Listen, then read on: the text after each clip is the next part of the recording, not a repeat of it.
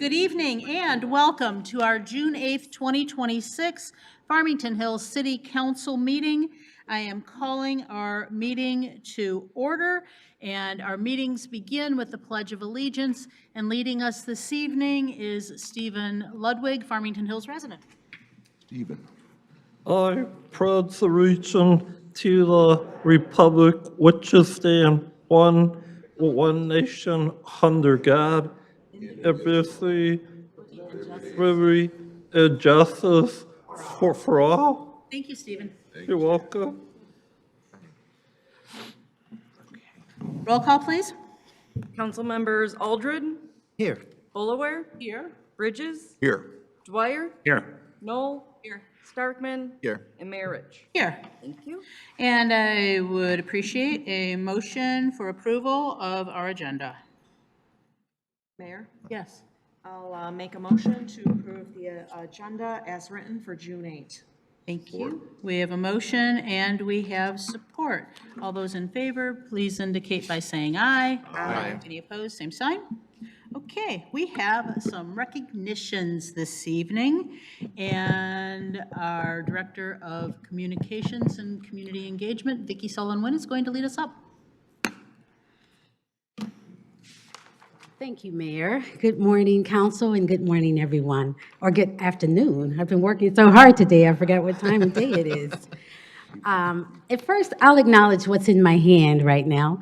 I just wanted to acknowledge our partnership with Farmington Public Schools in the city's celebration of the 250th anniversary. And as part of our celebration, we wanted to invite the students to express their creativity and what the 250th anniversary of America means to them. And so I want to show you the winning poster, and I don't know if the student is in the, there you are. If you could come up just to, let's give her a hand.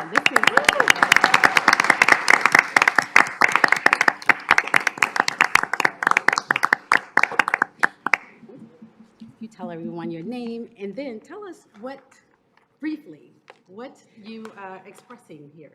Good evening, everybody. Good evening. My name is Skylar Smith. I'm a student at North Farmington High School, and I'm a freshman.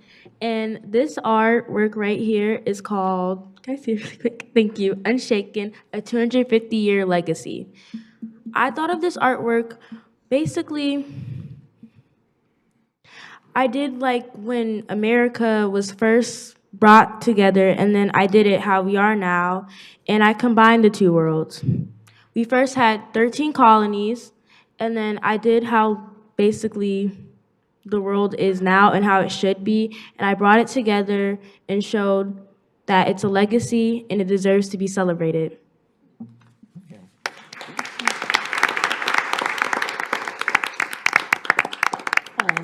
Excellent. So as part of this hard work and your recognition, we do have a certificate of appreciation for you, and the mayor is going to present it to you right now. In addition, this poster is going to be featured at our 250th celebration, and we will be featuring it in locations throughout the city. So.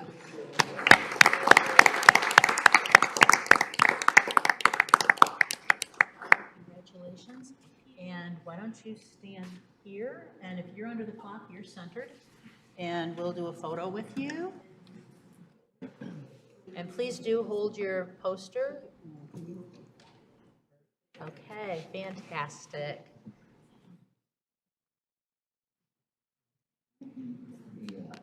We should know how this is done by now.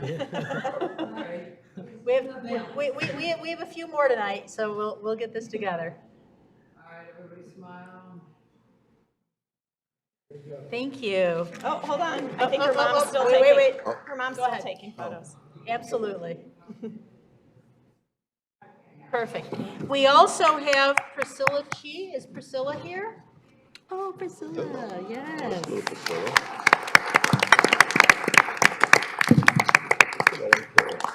Priscilla is a student at Longacre Elementary School, and we proudly recognize your creativity, imagination, and dedication in the poster contest, and we appreciate your sharing your talent and creativity. Can you come up and accept the certificate, and we'll do a photo with you?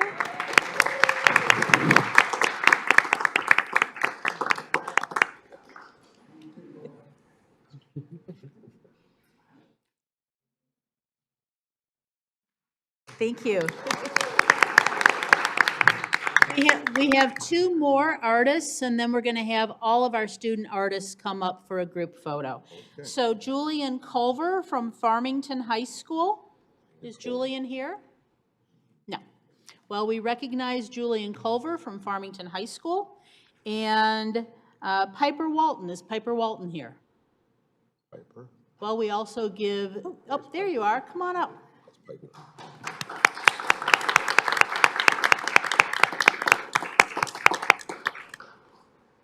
Piper, thank you for sharing your talents with your city. Here's a certificate. You're welcome. And if you want to turn, we'll do a photo.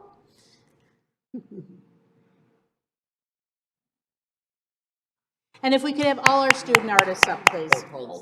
Piper? Priscilla, Piper, Skylar. We don't want to do it just as much as you do. It's okay. That's okay, yeah. Welcome to our world. Okay.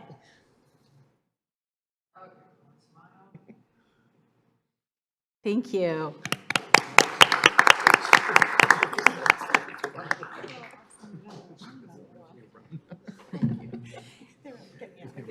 So thank you. And as we recognize our young people, Vicki, do you want to introduce this next one? I got to be there when she received this award. I know, and I thought because you were a Girl Scout too, that you. I was a Girl know. Scout once upon a time.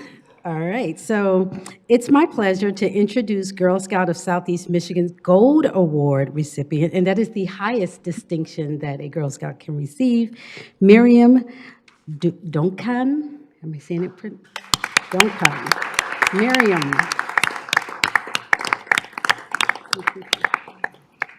So something very special with the Gold Award, and this is the ultimate award a Girl Scout can receive, the ultimate recognition.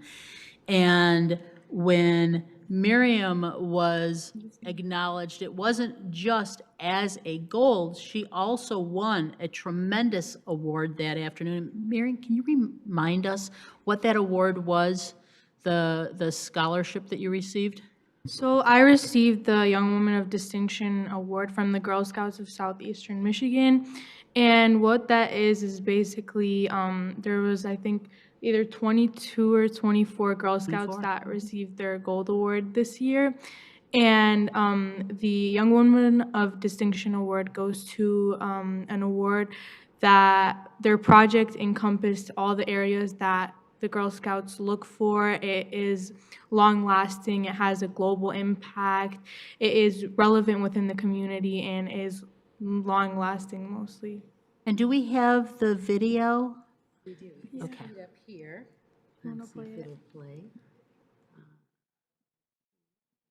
And while you're bringing that up, you should know that Miriam is also part of the Mayor's Youth Council. Okay, it's not projecting. Michelle, it's not projecting. Yes. We do have it queued up. Just Yeah, you want to see this. It's really Yes. incredible what she did. start it over. All Oh, right, it's right there we there. go. We need volume. And our volume. Where is our volume? After I published it, I created videos going along with each chapter, and I created a curriculum that corresponds to each Michigan standard for 3rd through 5th grade, specifically more 4th grade. And I also created worksheets for the students, and after I compiled all of those, I put them onto a website where everybody can access them. And also I went into Metro Detroit classrooms, specifically the Dearborn Academy, and I read to 4th graders, and I handed them my worksheets, and I sort of tried to gauge their interest in my book, because I wanted to see if it was really making an impact and if students were really interested in reading it.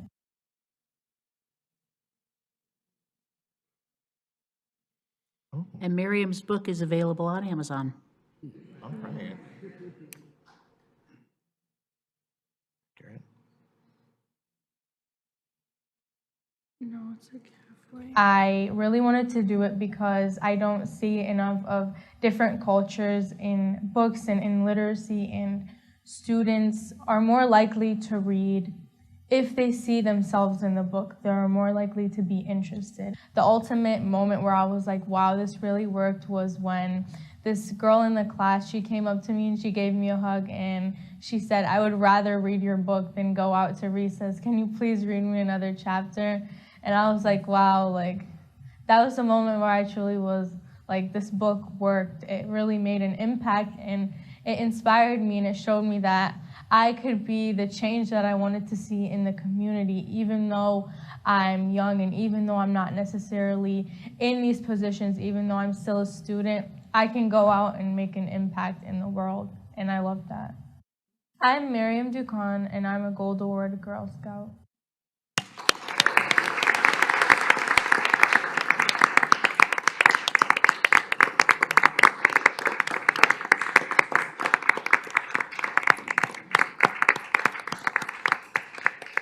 Why don't we get that off the screen? Miriam, I'll come down with you for this one. Do you want your scout leader to come up? Your dad? Up to you. Who's coming with you?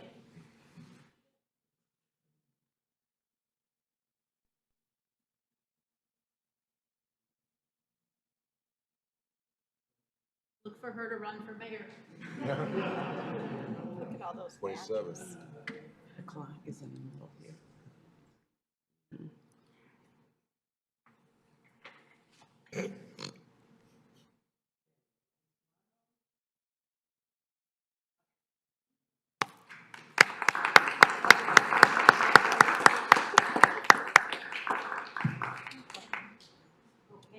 Somebody gotta do it. Makes it easier, don't it? Rather than figuring out things.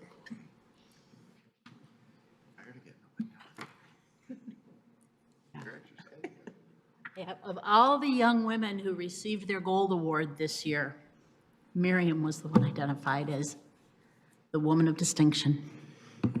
Lucky us. Okay, we next have, I get my glasses on. Two proclamations. Proclamation recognizing June 19th, 2026 as Juneteenth will be read by our Mayor Pro Tem, Ms. Boulware. All right, thank you. This is a proclamation I'm very excited to read.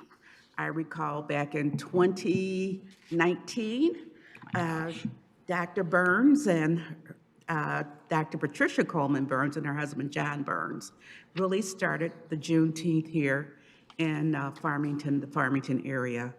And I was one of the original committee members, along with a good friend of mine, Mabel Fox. I'd like to acknowledge Mabel tonight, who was very instrumental in that very first Juneteenth celebration at Narden Park. So the proclamation for the June 19, 2026, whereas the city of Farmington Hills formally acknowledges Juneteenth as a holiday marking the end of slavery in the United States, and whereas the city of Farmington Hills commemorates the word of emancipation finally reaching a group of enslaved Africans in Galveston, Texas on June 19, 1865, more than 2.5 years after President Abraham Lincoln issued the Emancipation Proclamation, stating that all persons held as slaves within the rebellious states are and henceforth shall be free. And whereas following his statement, June 19th, also known as Juneteenth, became the emancipation date of those long suffering for freedom. And since then, as the oldest known celebration commemorating the end of slavery in America, the tradition of celebrating Juneteenth has remained strong well into the 21st century, recognizing the triumph of the human spirit over the cruelty of slavery and honoring the strength, endurance, and faith of African American ancestors. And whereas on June 17, 2021, President Joseph R. Biden Jr. signed into law Senate Bill 475, making Juneteenth a federal holiday. And whereas Juneteenth is a day of reflection, renewal, and pride as families and community members gather to celebrate the African American experience and to measure and appreciate the great progress and significant contributions made by African Americans in our society. And whereas worldwide celebrations of Juneteenth are designed to acknowledge and honor history while looking toward the future with a renewed commitment to building coalitions, offering support, and working toward peace and liberty for all. And whereas the City of Farmington Hills Special Services Department Cultural Arts Division is hosting a free concert, I don't know if it's free, at 7 p.m. on June 19th at the Hawk Theater, featuring a performance by the Metro Detroit-based artist, Deja, for the community to come together in celebration of Juneteenth. Now, therefore, be it resolved that Teresa Rich, Mayor of the City of Farmington Hills, on behalf of the City Council, do hereby proclaim June 19th, 2026 as Juneteenth in Farmington Hills. We encourage all community members to attend the city's free Juneteenth celebration concert and urge the community to celebrate African American history and culture while continuing to promote liberty for all and a strong sense of inclusion and belonging in Farmington Hills year-round. Accepting the award tonight is our longstanding, really advocate and activist for this particular event in Farmington Hills, Reverend Patricia Coleman Burns.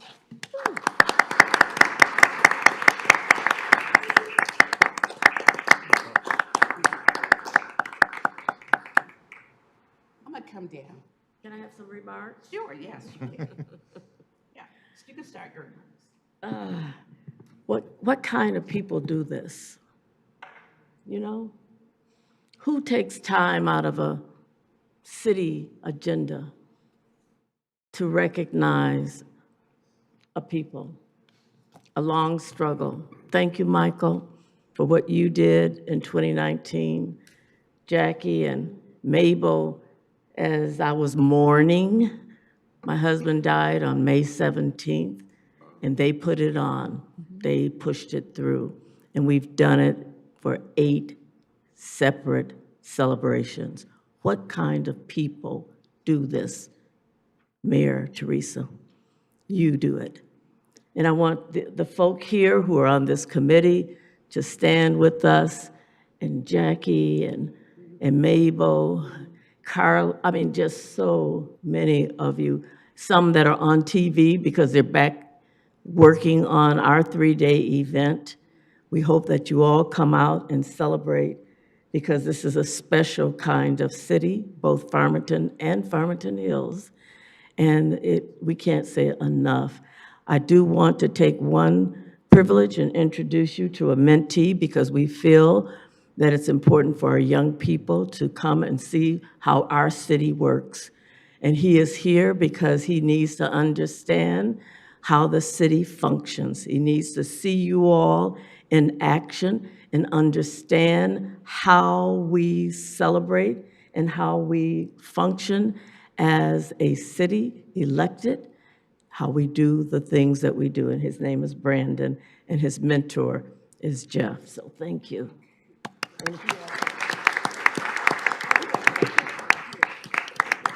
And I do want to say something about Jeff Day. He had the audacity to say, why don't we have fireworks on June the 18th? So we are having fireworks after our conversation and dinner on, if you all gave us that permit, on June the 18th. Dinner in the agenda. Coming up.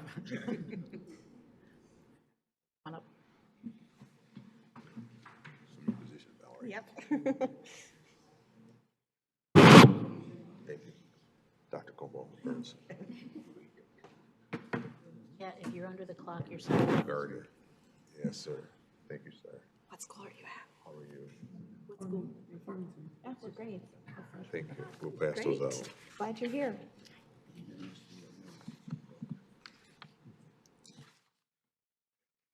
Okay.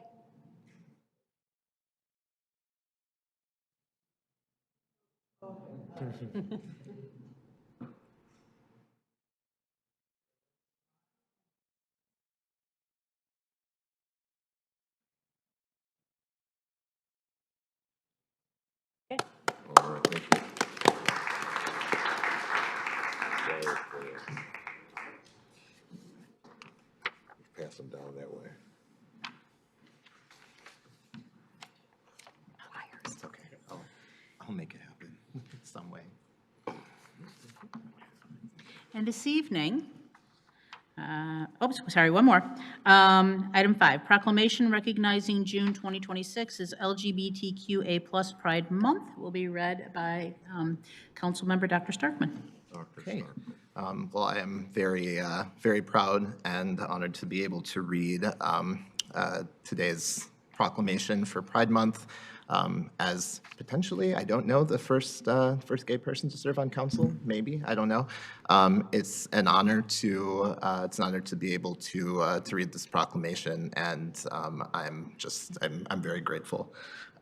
So the proclamation for LGBTQIA Pride Month, June 2026, whereas the struggle for dignity and equality for lesbian, gay, bisexual, transgender, queer, questioning, intersex and asexual, aromantic, or agender individuals is reflected in the dedication of advocates and allies who strive for a more inclusive society. And whereas June is declared as LGBTQIA+ Pride Month to commemorate the June 1969 Stonewall Uprising in Manhattan, targeting LGBTQIA+ patrons and other marginalized individuals in violation of their civil rights, leading to the gay rights movement.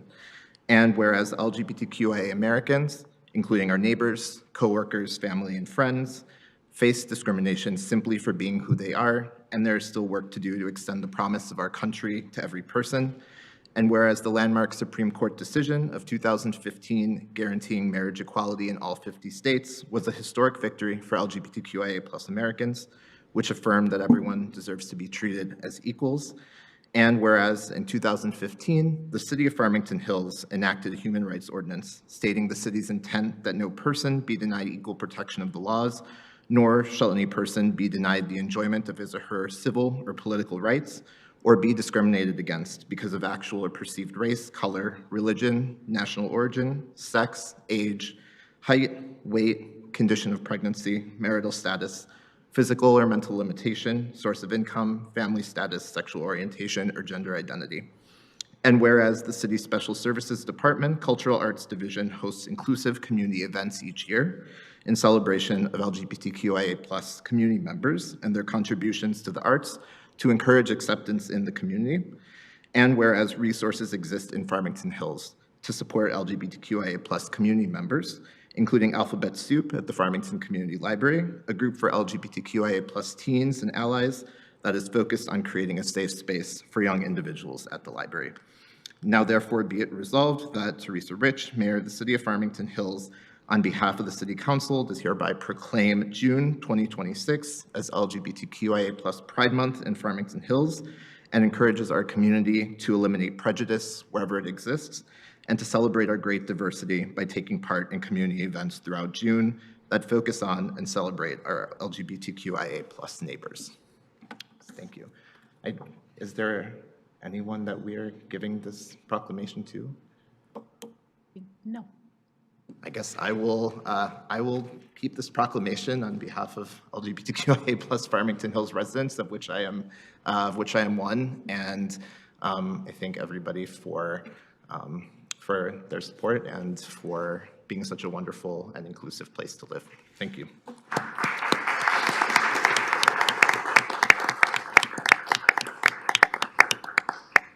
And Dr. Starkman, we've been made aware there's an event Saturday, June 20th, 4 to 8 in downtown Farmington called Pride Night Out. So we can make a point of sharing at that Absolutely. event as well.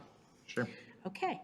That then takes us to announcements and presentations from city boards, commissions, and public officials. And this evening, we are going to be treated to a presentation of the Farmington Area Arts Commission with their 2025 annual report. Good evening, co-chairs. Good evening, Council and Madam Mayor. My name is Lindsay Janock. I'm the Chair of the Farmington Area Arts Commission, and with me is Lisa Ferentz, our co-chair of the Farmington Arts Commission. And then we also have one of our commissioners, Celeste McDermott, in the back there. And I also want to acknowledge Councilmember Boluwer, who is our council liaison, who has been a huge supporter of the arts in our community. So first of all, I want to thank you for the opportunity to come before you this evening. I do want to take a minute to share the specifics of what the Farmington Area Arts Commission's official capacity is for the public. The Farmington Area Arts Commission is charged with the authority and responsibility of supporting the cities of Farmington and Farmington Hills in efforts to ensure the arts and cultural heritage are integral components of daily life in our communities. The Commission is committed to arts advocacy by serving as a conduit between local government and arts organizations, artists, educators, and the community at large. And now, as of 2025, the Commission is also responsible for reviewing and approving public art under a new zoning ordinance within the Farmington Hills City Ordinance. So to share what we've been up to in 2025, we had 8 regular meetings. We don't meet throughout the summer and we don't meet in December. The Commission has stayed active throughout the year. We have supported programs that have brought artists and residents in the community together in many meaningful ways. One of the most important things that we do is we help to support the Artist in Residence program in the city of Farmington Hills. So we work alongside the Farmington Hills Cultural Arts staff to develop that program, and we also work to strengthen artist engagement and community involvement in the concerts and special events and cultural events that the Cultural Arts Division supports. We also help to plan and recognize the efforts of Farmington area artists through the Farmington Area Art Awards, where we celebrate individuals and organizations that contribute to the arts in both Farmington and Farmington Hills. In the city of Farmington, we help them with a 2-year rotating City Hall public art program. We assist with the call for art, the selection process, and the installation. And that exhibit is viewable right now until 2027 if you haven't had an opportunity to see it. So it's a program that we're really proud of. So some of the things that we do are very visible like that, and then others are things that we work on behind the scenes. And one of the new things that we are specifically excited about is an opportunity from City Council to have a new role within the Farmington Hills Zoning Code. There is a new public art requirement for qualifying developments, and we are privileged and excited to be able to play a big part of that. We will serve in 2 capacities: as a policy advisor on arts and cultural matters that are affecting the community, and as a review body responsible for compliance with the city's public art provisions. So that new designation, we believe, reflects council's faith in our experience and perspective within the commission. And the commission members are highly committed to helping guide that selection, installation, and long-term care of that public art to help create a vibrant, welcoming community, because our vision is very much the same as yours. In 2026, we will continue to advocate and support the arts in both of our cities. We will continue to recognize individuals, groups, and businesses that make outstanding contributions to the local art scene. We will also continue to support the work of the Cultural Arts Department and their team as they bring fantastic concert series to our city. And right around the corner, we are planning to join in the city's 250th celebration We have a community art project that we'll be running that night, and so we invite everyone to come and join us.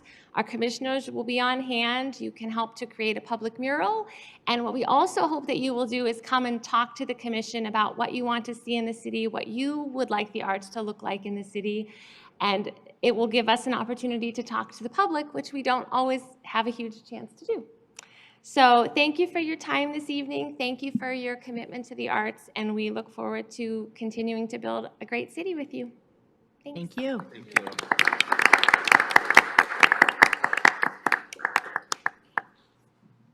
Mayor? Please. Yes.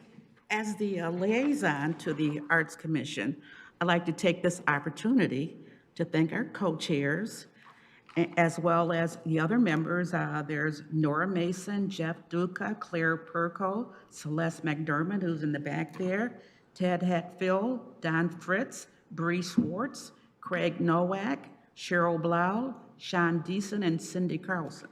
And they're, although not an official member, I like to Keith Janak, all the help. He's almost at every meeting, really out there supporting the commission.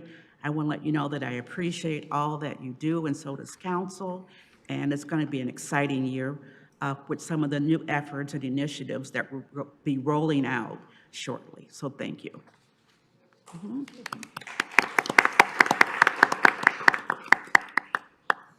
That then takes us to correspondence. Council, any correspondence that you would like to share this evening? Okay. All righty. Buckle up, it's consent agenda time. I believe this is the longest consent agenda we have ever had. So it will be read over the next 15, 20 minutes by our wonderful Mayor Pro Tem Jackie Bolaware. Yeah. Take a breath and grab your It's a water. long one, but I'll try to go as fast as I can, but it's some important information here. The consent agenda for June 8th. First, number 12, recommended approval of a special event permit and firework display application for the Farmington area Juneteenth celebration firework display to be held on June 18th, 2026. Number 13, recommended approval of a special event permit for the First African Methodist Episcopal Church of Farmington Hills 8th Annual Farmington Area Juneteenth celebration to be held on June 20th, 2026. 14, a special approval of a special event permit for the Motor City Harley-Davidson Hot Rods and Harley Bike Night Rock Fest to be held on June 19th, 2026. 15, recommended approval of a special event permit for the Ward Church of Farmington Hills Festival of India to be held on July 11th, 2026.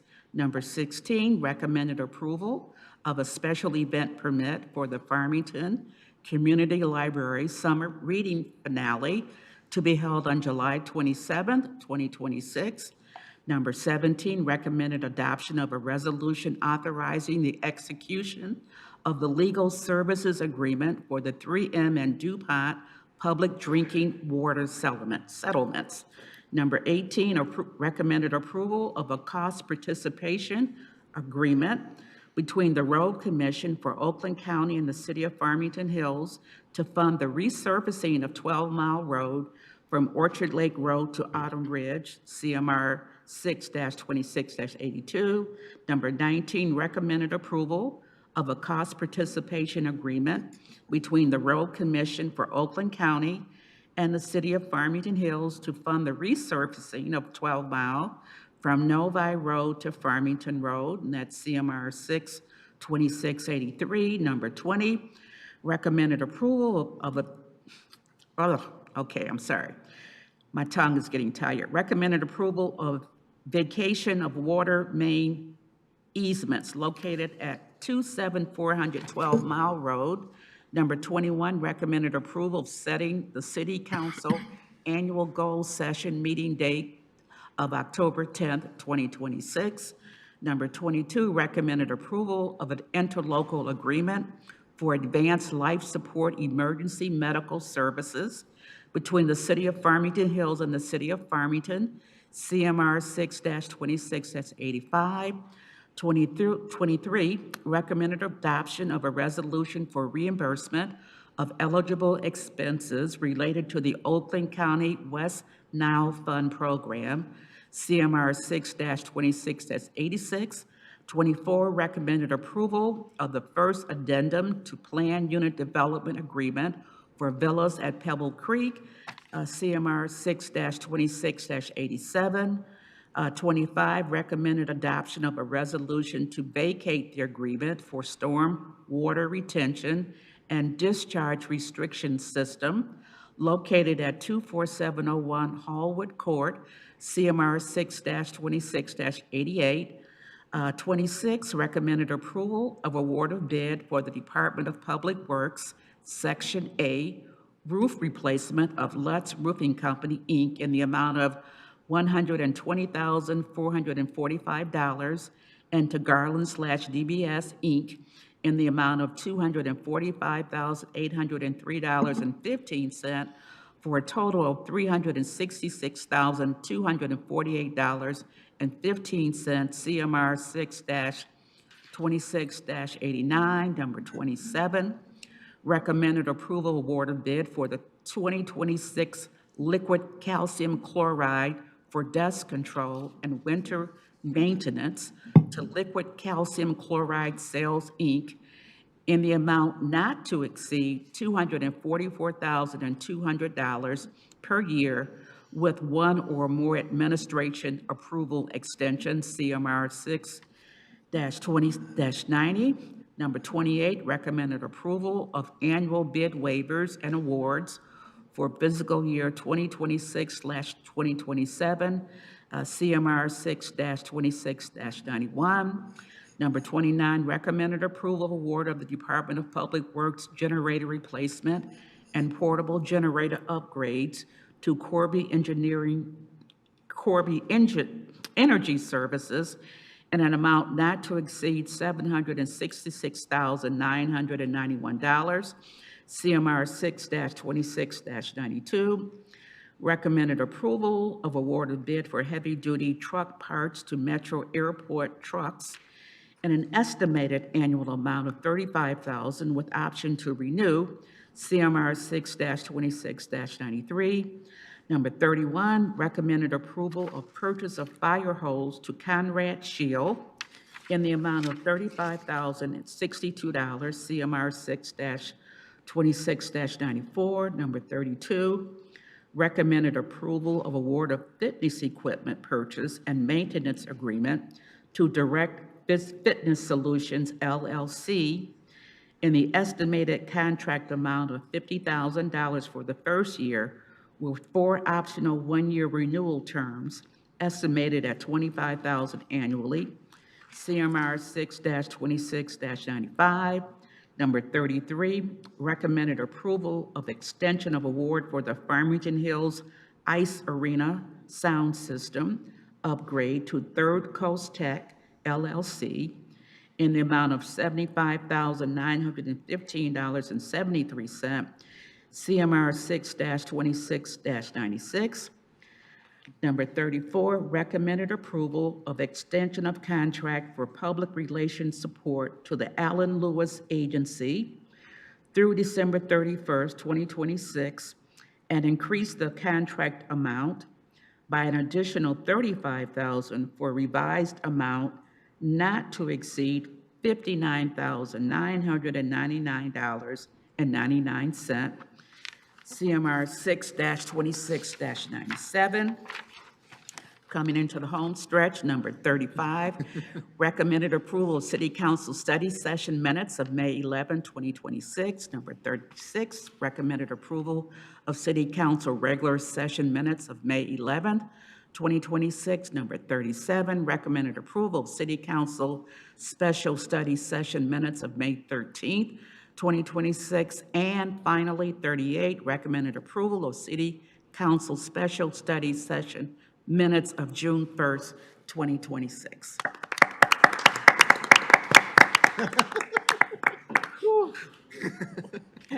Someone please make a motion.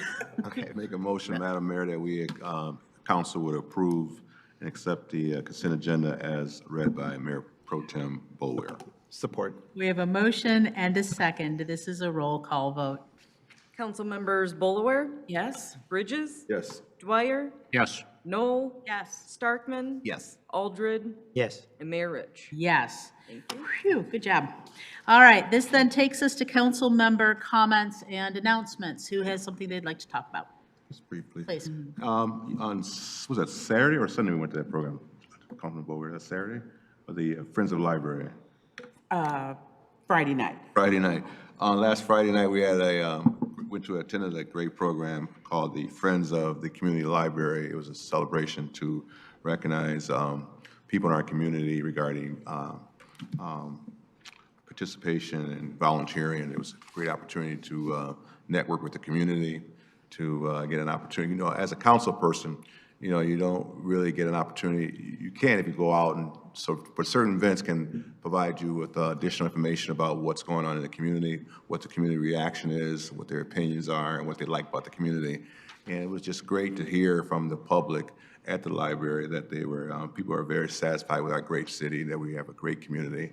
There were some discussions about the Caustic Center, about that, but it was a great opportunity to learn about the plans for the library system. As you know, they are going to be doing some major renovations at the Farmington complex, but also impact the 12-mile road location as well. But it was a great opportunity to network with the community and to visit with the community. And so, once Councilman Boulware, I attended that program. Yes. Thank you. Anyone else? Dr. Starkman. On Saturday, Councilman Aldred and I attended Art on the Grand, so we were able to check out a lot of amazing artisans. It was a beautiful day, and it's really a wonderful event. If you have never been, highly recommend that you check it out and support these independent artists, and really just engage with our community. So we had a great time. Wanted to plug the event a little bit. Anyone else? Here. Please. And I was there at the Art in the Grand on Saturday morning, sitting doing the honors for our mayor, Teresa Rich, and trying to judge the Mayor's Choice Award. And I never want to do that again. That is so difficult to do, but it was a great day. I'd like to thank our Cultural Arts Department and all the volunteers who were out there putting that on. A lot of work goes into that event.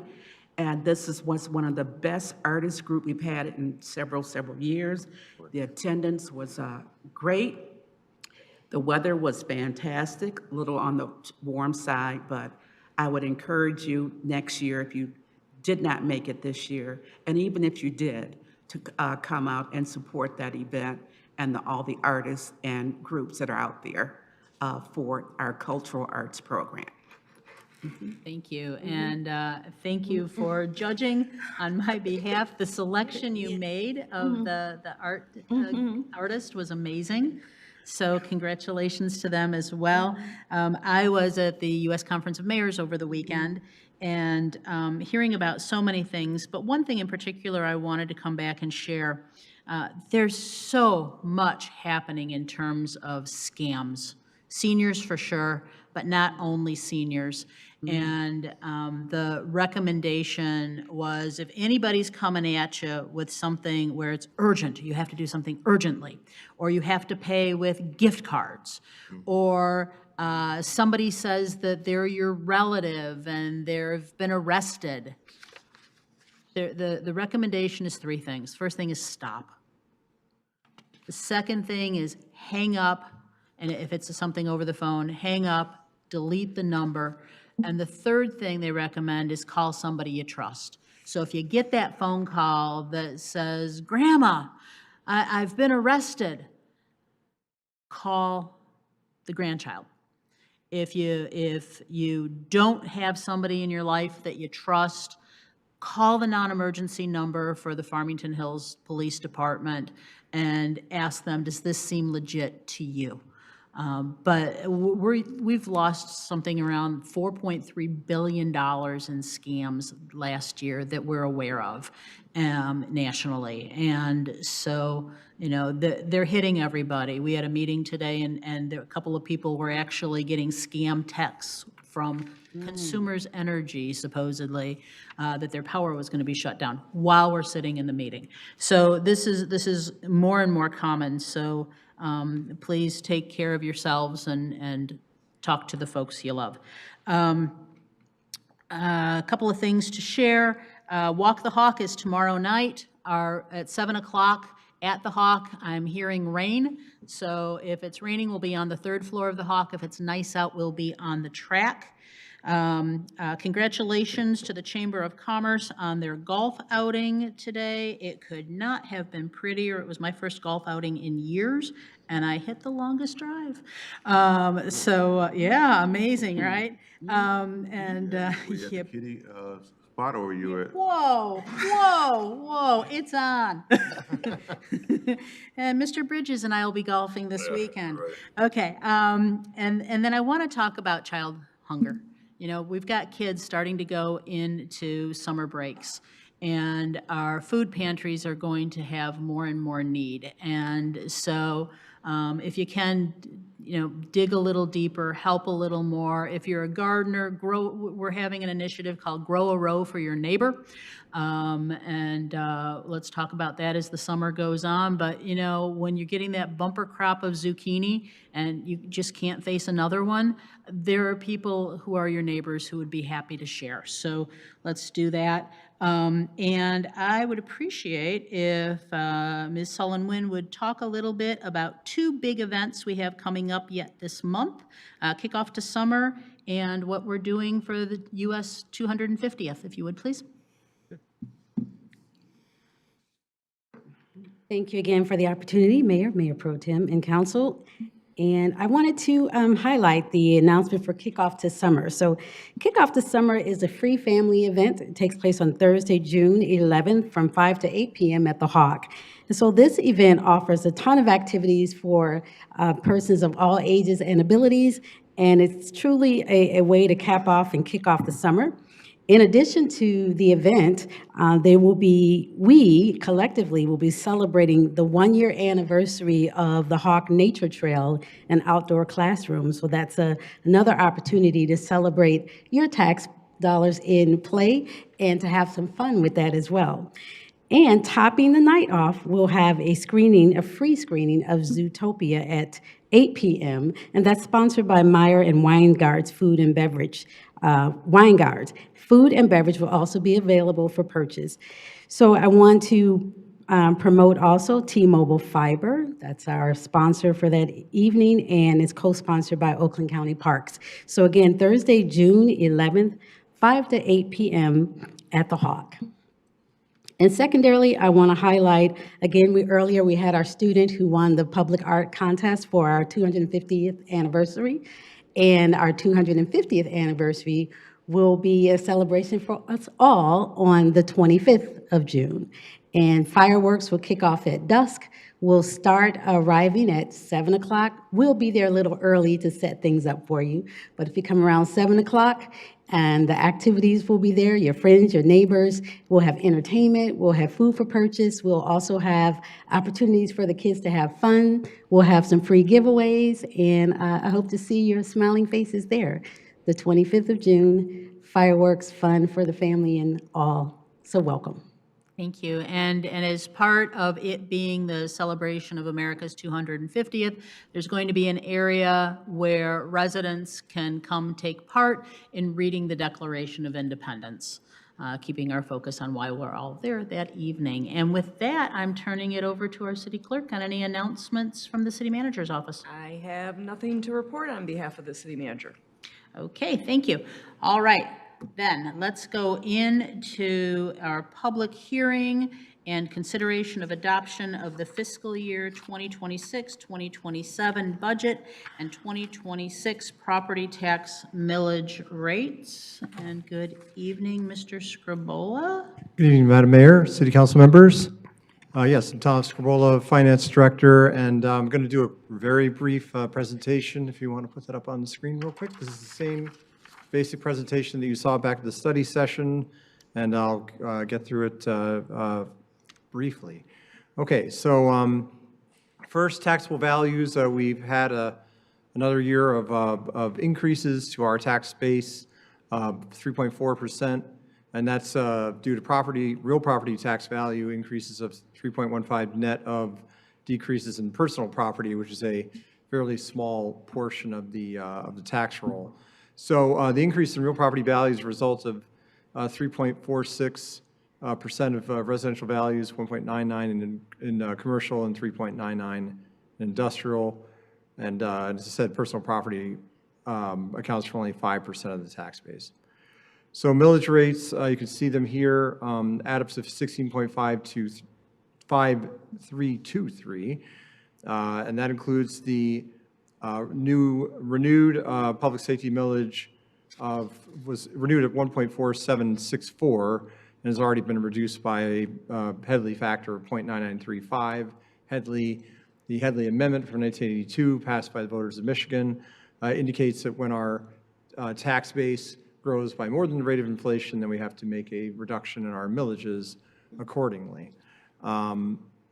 Your 2025 tax dollar is split up, so when you get your tax bill, the city's portion of that is about 41% if you're in the Farmington School District. Education is about 44%, county and others about 14%.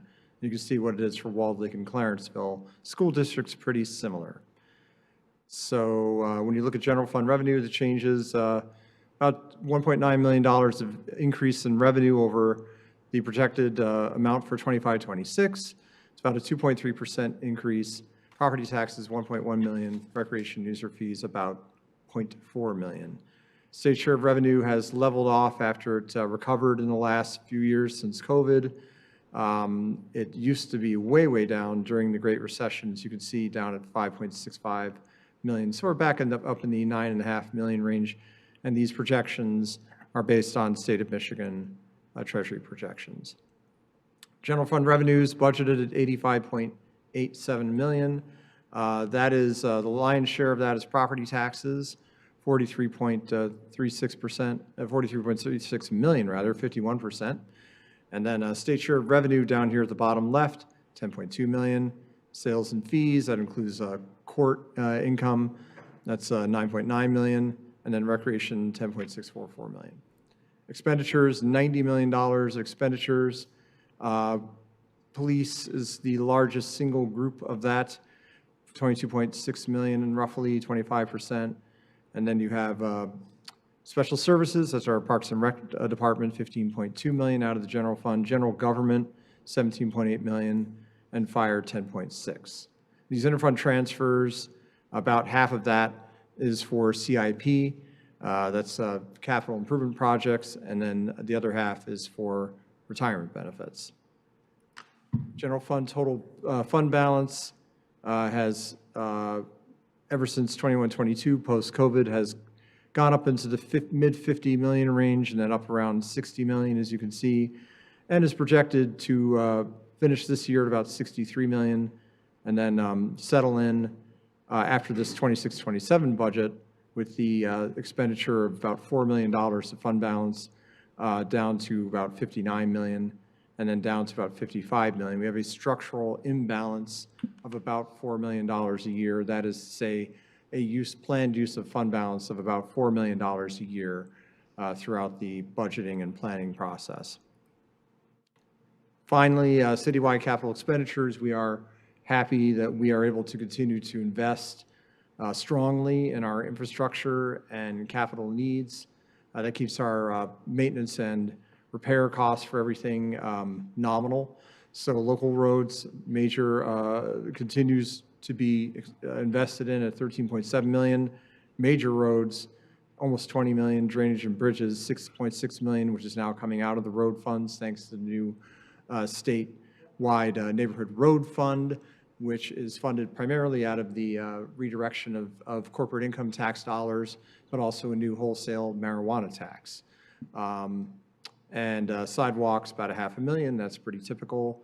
Fire vehicles, about 1.2, that's large equipment, fire trucks, squad vehicles being ambulances and things of that nature. Police capital, DPW vehicles, large trucks, plows, and things of that nature. Technology, which pays for our enterprise resource planning, or basically our financial software largely, and other key enterprise softwares that are largely web-based now and involve subscription cost. And then public facilities, that's investments in major improvements to our city hall that are sometimes needed, and parking lots. There's about $600,000 for the courthouse parking lot that's included in that. And so special services, which is not coming out of the general fund, but comes out of the special services, comes out of the Parks and Rec millage fund. It's about $1 million. So almost $48 million in capital improvements are planned. So again, this is a more or less a repeat of the presentation you saw a few weeks ago. So I'll take any questions that you have and move along with the hearing. So as we prepare for any questions, I'll be opening the public hearing in just a moment. If there is anyone who would like to speak at the public hearing, please submit a blue card to the clerk. And similarly, if there are other topics on the agenda that you would like to speak during those particular agenda items, please so indicate on a blue card. If you would like to do public comment at the end of our business meeting, then that'll just be general public comment. Again, a blue card goes to the clerk. So, council questions. And just for the public's awareness, we've already spent 10 hours over 2 evenings going through this with a fine-tooth comb. So if you don't hear a lot of questions from us, it's because we spent 10 hours asking them a few weeks ago. It's because we're tired. Yeah, we beat it up pretty good. Yes, I please. do have a question. Yes. To address the time. You know, over the past, we spent numerous hours, and this is not necessarily for me, but it's for so many people out there who ask the same question about the structural deficit that we currently have. Yes. Could you elaborate on that? And I know you're a financial person, in plain, understandable language for the majority of us who are not finance people. Yes. What it basically means is we have this fund balance that we've accumulated over the last so many years. It's increased quite a bit since COVID due to the one-time dollars that we got from the CARES Act and ARPA money. It's about $11 million. Big growth in property tax values that we receive, which is now up in the 5% and 6% range for about 4 years, which is now slowed down to closer to 3%, which is more historical. And then also interest income on bank accounts due to the Federal Reserve raising interest rates, which our banking accounts and earnings are tied to. So that has built up quite a lot of fund balance. And so naturally, when you have that kind of fund balance, you want to spend it down, invest in things you want to invest in, and then get it back to something which is more nominal. It's currently up above 70% of the expenditures of the general fund. You want to get that down more into the 30 to 50% range. And with a structurally balanced budget, something between 30 and 40% fund balance is appropriate to maintain a AAA bond rating. And without a structurally balanced budget, something more in the 50% range of fund balance would be more appropriate, something more like $45 million of fund balance for a $90 million budget. So the structural imbalance then is a planned spend down, which makes sense as you're sitting way up here. But it's something that we talked about landing the plane. You want to get that deficit, that annual use of fund balance to slow down and to be reduced to zero as you approach that target fund balance. You can maintain the target fund balance going forward and maintain fiscal health and also the AAA bond status. Would it be accurate for me to say in general for the structural deficit is that the amount of revenue we're taking in every year can't really pay for all of our present expenses, but because we have this savings or this fund balance, that we're able to take money in that account, in our savings account, to apply to what we need for our everyday operations. That is Correct? an outstanding summary, yes. However, that can't go on long-term because at one point, we'll exhaust our savings unless we can address the structural deficit. Yes, Correct? correct, yes. Yes, Very okay. good. Thank you. And could you, in response to that particular question, could you put back up the fund balance Certainly. page, that bar chart?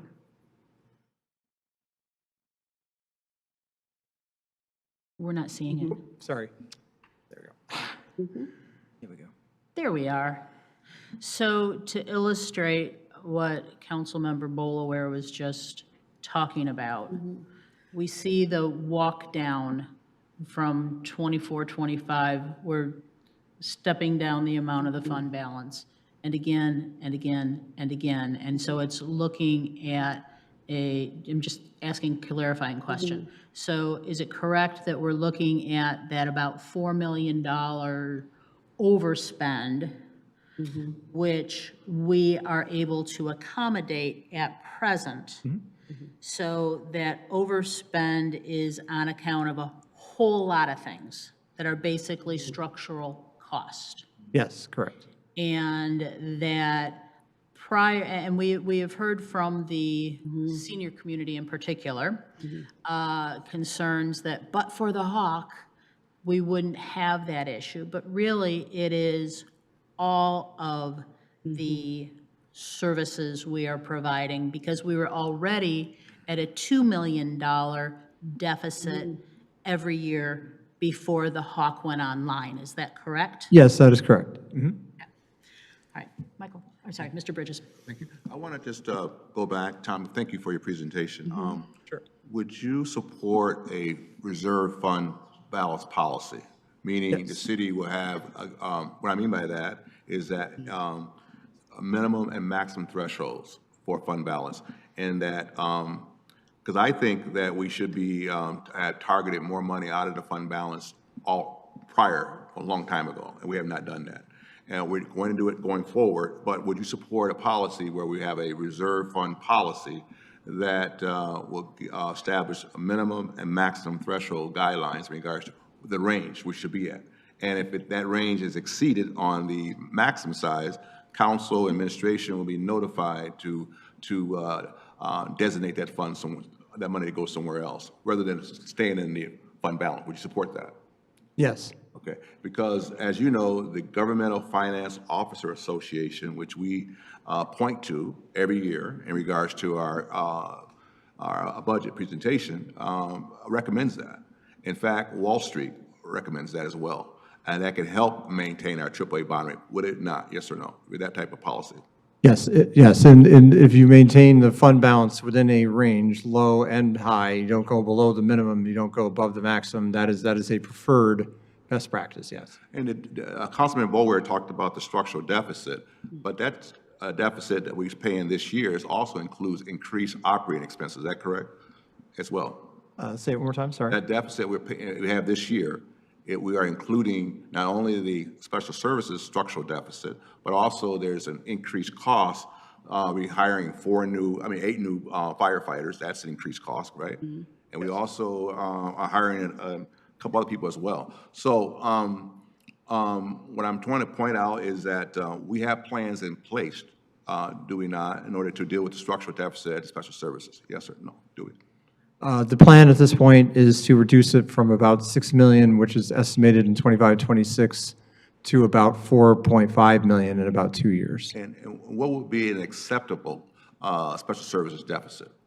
Well, ideally, it would be good to have that down to somewhere between 1.5, because I think we could probably balance the general fund budget with a special services deficit around $1 million. Gotcha. And so, Tom, one more question. Regarding the debt the city has right now, how is our debt load compared to benchmark communities? Pretty small. Pretty small? Yes. Okay, thank you, Tom, appreciate that. Sure. Okay. Yes, Ms. Null. Yeah, thank you to the previous council members. I think they've kind of covered most of the points I wanted to clarify as well. but just to add on to what Council Bullaware was saying, and she stated that very nicely. But I just want to add a question, add into that. When it comes to the fund balance, you can use that to balance your budget for a few years, but you can't, as has already been mentioned, you cannot do that long-term. So would you agree that really it's best practice to typically use your fund balance for capital expenditures, not operating expenditures? For example, building a new senior facility or activity center is a capital expenditure, but then the ongoing maintenance, the ongoing employees that work in the senior center, activity center, or anywhere in City Hall, anywhere in city operations, that of course then is operational, and that's what you don't want to use your fund balance for. Yes, correct, yes, absolutely. Thank you. Mr. Aldrich. I think actually you summarized pretty much what I was going to say, but just to say, we have right now we have 4 million approximately that we are effectively spending more than we're bringing in, and we can cover that what's in the fund balance. But if there is a significant reduction in what's in our fund balance, and even if we were within a healthy bounds of where we think would be a good limit, that doesn't account for the fact that if we're still overspending compared with our revenue, then that's a problem. So hence the need to adjust somewhere, or either spend less or find some other sources of revenue, correct? Yes, absolutely correct. Yes, it has to be a both-end type of proposition, both, Yeah, we can't spending, just spend within the means and also on an ongoing basis while keeping the fund balance in your targeted range. Yes, okay, all right, thank you. Okay, then I'm going to open the public hearing. Is there anyone? No blue cards. We have no blue cards. Anyone wishing to speak at the public hearing? Going once, going twice. Stephen, is this for the public hearing on the budget? Okay.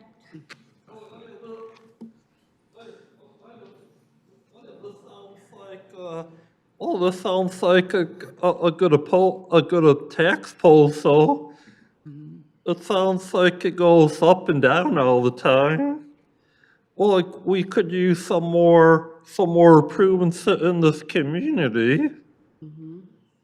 Well, even the streets in my place need fixing.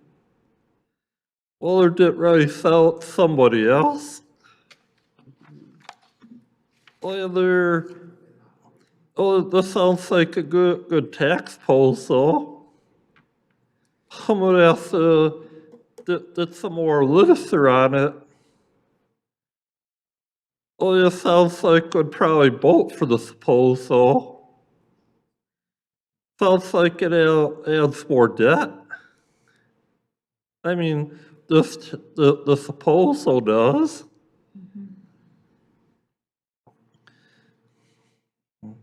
Oh yeah, it sounds like, does it have anything to do with the hawk? I mean, we already have a dozen on the hawk. Oh yeah, does it have anything to do with the Catholic Center?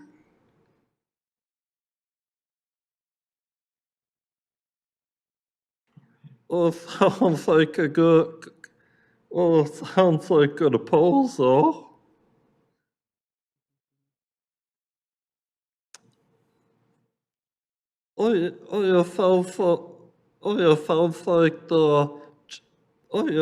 trying to go Juneteenth. I don't know if I have a ride now for Juneteenth at the Hawk. Or you do or don't see me. I'll try to come to walk the Hawk tomorrow, maybe.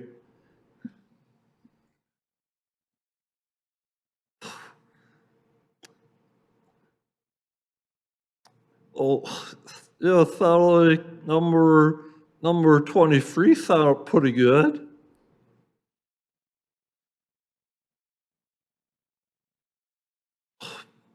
Oh, yeah. So you're gonna have another Juneteenth celebration, the 20th? Oh, I don't have a ride to that one. It's in downtown Farmington.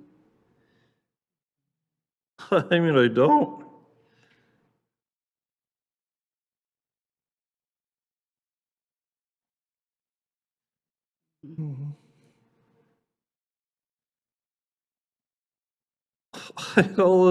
I mean, the people in my complex, they're in Florida.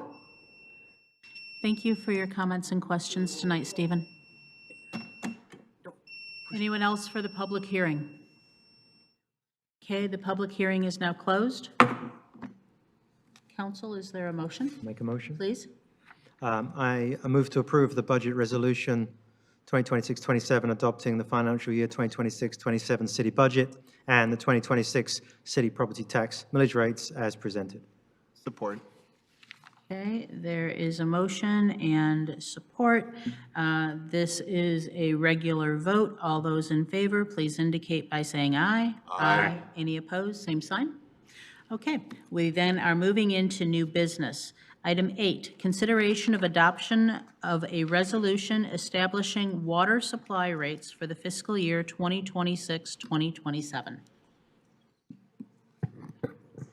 Good evening, Mayor Ridge and City Council. My name is Tammy Gushard, Assistant Director of Public Services.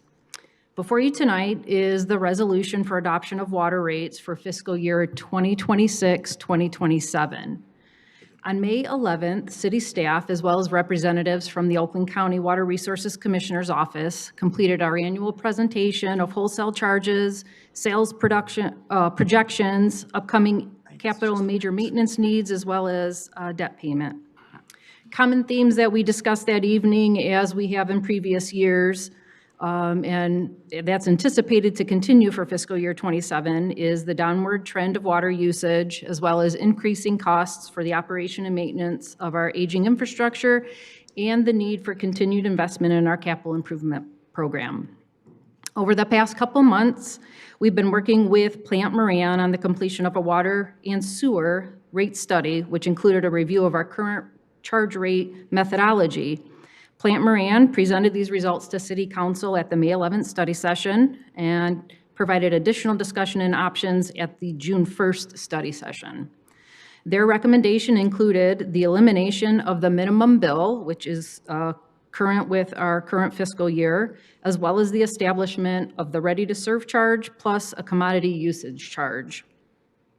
The recommended ready-to-serve charge for water is equal to $9.67 per quarter for customers with meter sizes less than or equal to 1 inch. For customers with meter sizes larger than the 1 inch, the ready-to-serve charge will be calculated based upon a meter equivalency unit. The commodity charge that we presented and is being recommended is $6.48 per 100 cubic feet of meter water used. Based upon this recommended rate methodology change to remove the minimum charge and replace it with the ready-to-serve charge plus a marginal commodity usage charge increase, some of the lower volume customers may see a decrease, while some higher volume customers may see an increase in their quarterly bills.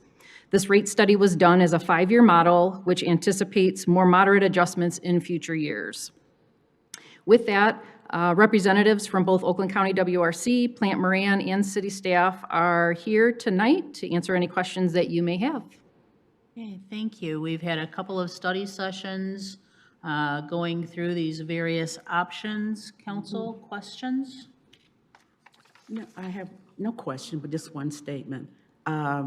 We spent a lot of time in study session on this subject, and one thing that stood out to me is the water rates are what they are, that we really have no control over how much to charge for water.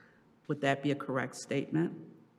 So our water rates are made up of a couple of different components. I would probably say rough estimate about 75% of the water rates are established by what Great Lakes Water Authority establishes for when we purchase our water. So we do not have much of a say in that. I would probably say another about 25% is the cost for operation and maintenance. That's kind of the day-to-day cost to operate our water system, as well as any administration charges. So a lot of those charges, I would agree, we probably don't have a lot of say. probably the remaining 25, 22%, that is a lot of the costs that are for our debt service payment, so water tower payment, but also our capital improvement and major maintenance costs. So we've been putting a lot of money. If you look at our capital improvement plan that gets presented every year, we probably spend $7 to $10 million in capital improvement projects every year.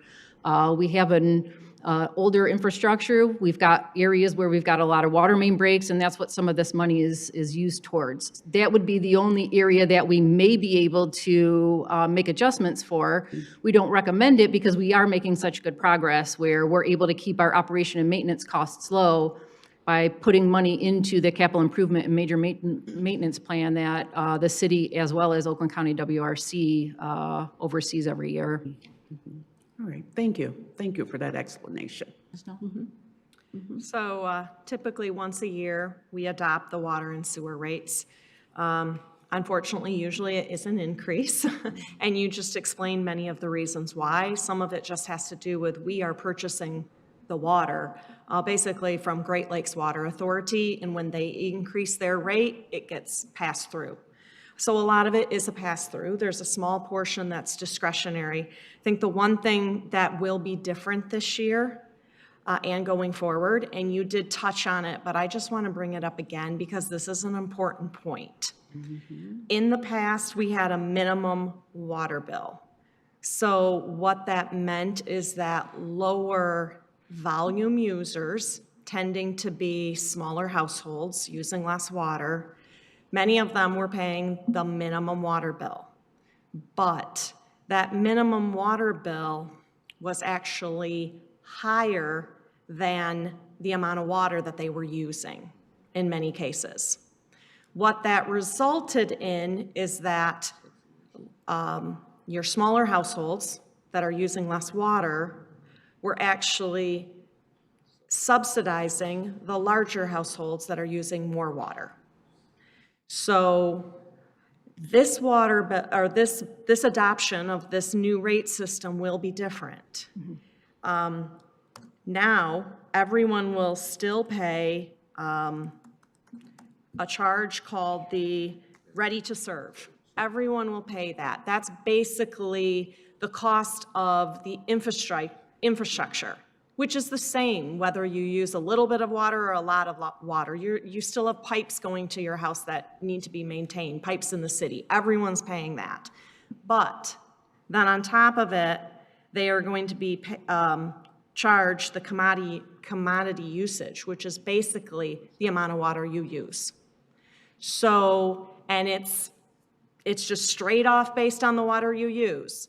So that means those people in larger households using more water are going to see an increase in their water bill, whereas those smaller households that use less water are going to see a reduction, because in the past, they were actually subsidizing the larger households. So, it's, there's never a win-win situation. Some people are going to see a higher bill. But the reason the council is doing this is we believe this is more fair. In this way, you truly are paying based on the amount of water that you use. And there may be a little bit of pain, especially the first year, because they're really going to notice it that first year. So I want to make sure that that doesn't get, I know you touched on it, thank you very much, but I think it's a really important point. Because when people start getting their water bills going forward, starting in quarter what? So beginning July 1st. That would be the first water bill? Yes. Okay. So those with larger households may notice the difference. So I want to make sure everyone understands the reasoning behind it.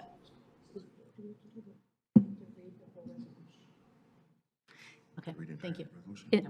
Sorry, and if I may, we are currently working with the communications director as well as Oakland County WRC billing supervisor to put together a one-pager to include with these water bills that residents or customers will receive after July 1st to try to help explain why their bill may look different, what these new charges are compared to previous years.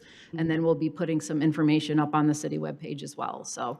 as well as explain for those who are seeing significant drops Correct. in their water bill, why? Correct. Okay. All right. Is there any public comment on this? Okay. Is there a motion? I have a motion, Madam Mayor. Please. It is therefore recommended that in accordance with Article B, Division 4, Section 33-283, use measured by meter rates for city use, payment of connection costs of the city code, City Council adopts the attached resolution establishing water supply rates for fiscal year 2026 and 27. That's my motion. Okay, this is a motion. Is there support? Support. We have a motion and support. This is a regular vote. All those in favor, please indicate by saying aye. Aye. Any opposed, same sign. Carries. Item 9, similar, but instead of for water rates, this is now sewer rates. Correct. So also tonight is the resolution for adoption of sewer rates for fiscal year 26-27. Similar to what we discussed for the proposed water, we're also recommending a change in the current sewer rate structure, which includes, again, the elimination of the minimum sewer bill and establishment of a ready-to-serve charge plus commodity usage charge. The recommended ready-to-serve charge for sewer is equal to $6.63 per quarter for customers with meter sizes less than or equal to 1 inch. And then again, for those customers with meter sizes larger than the 1 inch, the ready-to-serve charge will be calculated based on the meter equivalency unit. The commodity usage charge for sewer is being recommended at $6.71 per 100 cubic feet of meter water used. So again, with that, we're here to answer any questions. Okay. Any other questions, council? Is there a motion? Just to clarify, I believe one area where this benefits is in the situation of a household that has well water but city sewer. Is that correct? That in terms of how that was charged, the billing on the sewer before was a fixed fee. Correct. So for any resident that is not connected to public city water, we have to establish a way to charge them for sewer usage. And without having a meter on the home, in previous years, we've charged them what we call a flat rate fee. As part of the study, we also worked with the county and Plant Moran and took a look at what that flat rate charge is. I think previously we were charging 40 units per household, and we, with this current fiscal rate for 26-27, we're looking at reducing that down to 23. And that's more inclusive of what an average Like an average, residential property uses. So those flat rate customers will see a reduction in their sewer bills. Okay, thank you. Thank you. Dr. Starkman, did I see you had a motion? Oh, yes, I was going to make a motion. It is therefore recommended that in accordance with Article 8, Division 3, Section 33-265, use charge system for sewer service of the city code, the attached resolution be adopted by City Council to establish sewer rates for fiscal year 2026 to 2027. Support.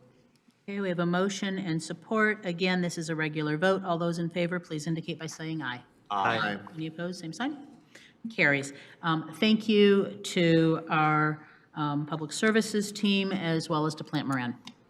This was a lot of work. Okay, that then takes us to consideration of a resolution regarding a charter amendment for Parks and Recreation millage. Who is queuing this one up? Tom. Welcome back. Again. Just a quick introduction, no presentation, just to refresh everybody that the city attorney put together proposed ballot language that would have the effect of taking the existing Parks and Rec millage, which is at 0.4481 for 2026, and would eliminate that and replace it with 1 mil, so it'd be effectively a 0.5519 mil increase, so a little more than a half a mil, and that would go into effect for the 2027, that would go on the ballot for November of this year after review by the Attorney General's Office of the Language, which is due to the Attorney General's Office formally this week in order for them to have the requisite time to review that ballot language for approval and for placement. on the November ballot. That, if that were to be put on the ballot and approved by the voters this November, it would then be, the resulting 1 mil would be placed on the summer tax bills for 2027. It would become part of the 27-28 fiscal year revenue stream, and would have the effect of increasing general fund ongoing revenue by roughly $2.8 million a year versus the revenue figures that we talked about before. And that would be part of a two-part budget balancing strategy, which would, the other 1.6 million of that would be budgeting a vacancy variance, which is essentially anticipating regular vacancies that occur in the 4 largest departments of police, fire, public safety, and, police, fire, special services, and public services. And that, in combination with the new revenue, would then allow us to adopt a structurally balanced budget for the 27 and 28 fiscal year. At the same time, it would allow us to draw down on the fund balance for the general fund, which is estimated to finish the year at roughly $60 million, which is currently over 70% of expenditures for the general fund. It would allow us to spend that down by 20 to 25 million or so, and for construction of the new activity center, $25 million of general fund money, plus another $12 million of outside funding sources, gives you a budget of roughly 35 million for this project to work with, and then also allows you to land your plane, as it were, with the general fund balance somewhere in the 33 to 35% range or so, and maintain it going forward, which that is sort of plan A. You could also, attempt to find other revenue sources that would then reduce the amount of drawdown on general fund balance. So that plan in concert, all those elements that I mentioned, is what is setting the context for this millage proposal, which that increase of $2.8 million would cover essentially the $1.1 million senior services budget, as well as the rest of the money that is needed to help to pay for existing special services, parks and rec expenses that are currently being financed out of the use of fund balance. Okay, so to cut to the chase, what we are talking about right now is whether or not we will propose something for the November ballot for our voters to decide of, are we going to give a small increase to taxes, average how much per household? $75 a year, or about $6 a month. Okay, so about $6 a month per household, which would allow us to handle that annual deficit we talked about a couple agenda items ago. Yes.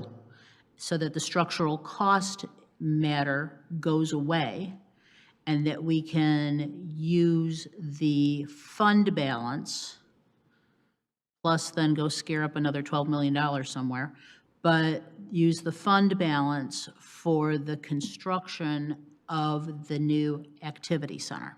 Correct, yes. Okay, so that is what we're talking about here. Do we or do we not send this to the voters? Yes, ma'am. Okay. And, folks, and part of this is, in our July meeting, we're going to be seeing the contract for architecture and engineering. And so, whether that's going to be a go or no-go is part of this conversation that we're having right now. Please, Mr. Dwyer. Thank you, Mayor. So the Costic Center is going to be the location, 11 Mile Middlebelt, for the new activity center, correct? That is correct, yes. That was quite a battle because And originally, this council decided it would be at the Hawk. But the council listened to the residents, revisited, and decided that the best location would be at the Caustic Center rather than the Hawk. And there was a lot of problems with the Hawk as far as congestion, more costs, this and that. So you're going to get really a better buck, as far as what you're getting at the Caustic Center compared to where it would have been at the Hawk. So, the concern that I have is that people have to understand, the voters have to understand that we want them to make the decision, not this council, for the Caustic Center. And you, as the finance director, you have recommended that we need this millage to be able to fund the new activity center. Is that correct, Tom? Yes. And if the millage doesn't pass, and that's up to the voters, I'm going to make the motion that we put it on a ballot for November and let the residents, the voters, decide if they're going to fund this for $75 a year or $6 a month. I think that's what you said. Correct. Now, if it fails, what happens as far as if the millage doesn't pass, where are we at? Well, we would have to make a decision about how much of the fund balance we feel comfortable drawing on without, in order to finance the project, and where we want to land in terms of our fund balance percentage relative to the structural imbalance that we are budgeting currently and that is projected in the future, and then whether we want to engage in strategies to bring that drawn fund balance down, through either expenditure cuts or other strategies. But you got to be careful that you don't have a problem. We've had a AAA bond rating in the city for 40 years. Yes. So we're taking $25 million out of the fund balance for the activity center, along with the $12 million that you pointed out. Right. Yes. So, Yes, and so, we've already approved the contract for the architect. No, that goes July 13th. Okay, so, again, I've said right from the start that, this is a major project. There's only been two since 1985. One was the police department building in 1985, 40 years ago, and the court in 2001, which is about 24 years ago. Yes. But, I'm sure we're split on this council, I can tell you on the vote tonight. It may not pass because people feel that they're not going to allow this millage to go to the voters, and we'll see how it comes out. Right. But I'm supporting it. You've supported it. You're the expert. You're the finance director for this city, and you know what you're doing. You do an excellent job. So I can just encourage my fellow council members to take another look as far as their decision tonight, and let the voters make the decision, not them. Let them at least say what they want to say, obviously. They're going to say it. I'm sure it's not going to pass. They've already brought to my attention that several council members here tonight are not in favor of it going to the voters. They don't think it's fair. And so if it doesn't go to the voters, it's done for a while. And it's going to set the project back for probably a year or so. I mean, you bet money on that. So if that's, that's, I'm wanting to make the motion when it's time. But if it fails, all I can tell the voters, and I've talked to a lot of the voters, I've lived in this city for 40 years, that I tried my best to convince my fellow councilpersons to support allowing the residents, the taxpayers, to make that decision. And I sincerely feel that that's the way it should go. And there's all sorts of other alternatives that you're going to hear from other council members tonight, that we can fund it in other ways. Well, and I've talked to you, Tom, about this, and I've talked to other council persons. There is no easy way to do this unless you put it on for November election, for the November ballot, I should say, and let the voters decide. And thank you. And to be clear, Counselor, for us to advance this to go on the ballot, it requires a supermajority, which would be 5 votes in favor for something to go forward. Yes, that is correct. Okay. All right, other comments? Motion on the floor. No, he didn't actually make it. He did not make it. He said he wants to make it. Dr. Starkman? Yeah, so I'm actually inclined to, I'm inclined to think along the same lines as Councilman Dwyer.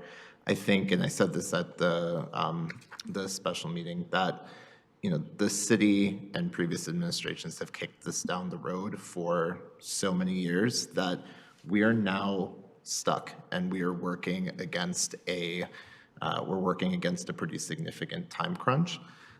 I don't see really a better way of being able to go about this. I think it should be up to the voters to decide how they want to move forward. Historically, millages do pass. I see no reason why this would be different. I think it would be close, but you know, we have to put it in their hands. You know, we've talked about alternative sources of funding. We've talked about grants, and I have been a grant writer, so I know what that world is like. And you get it one time.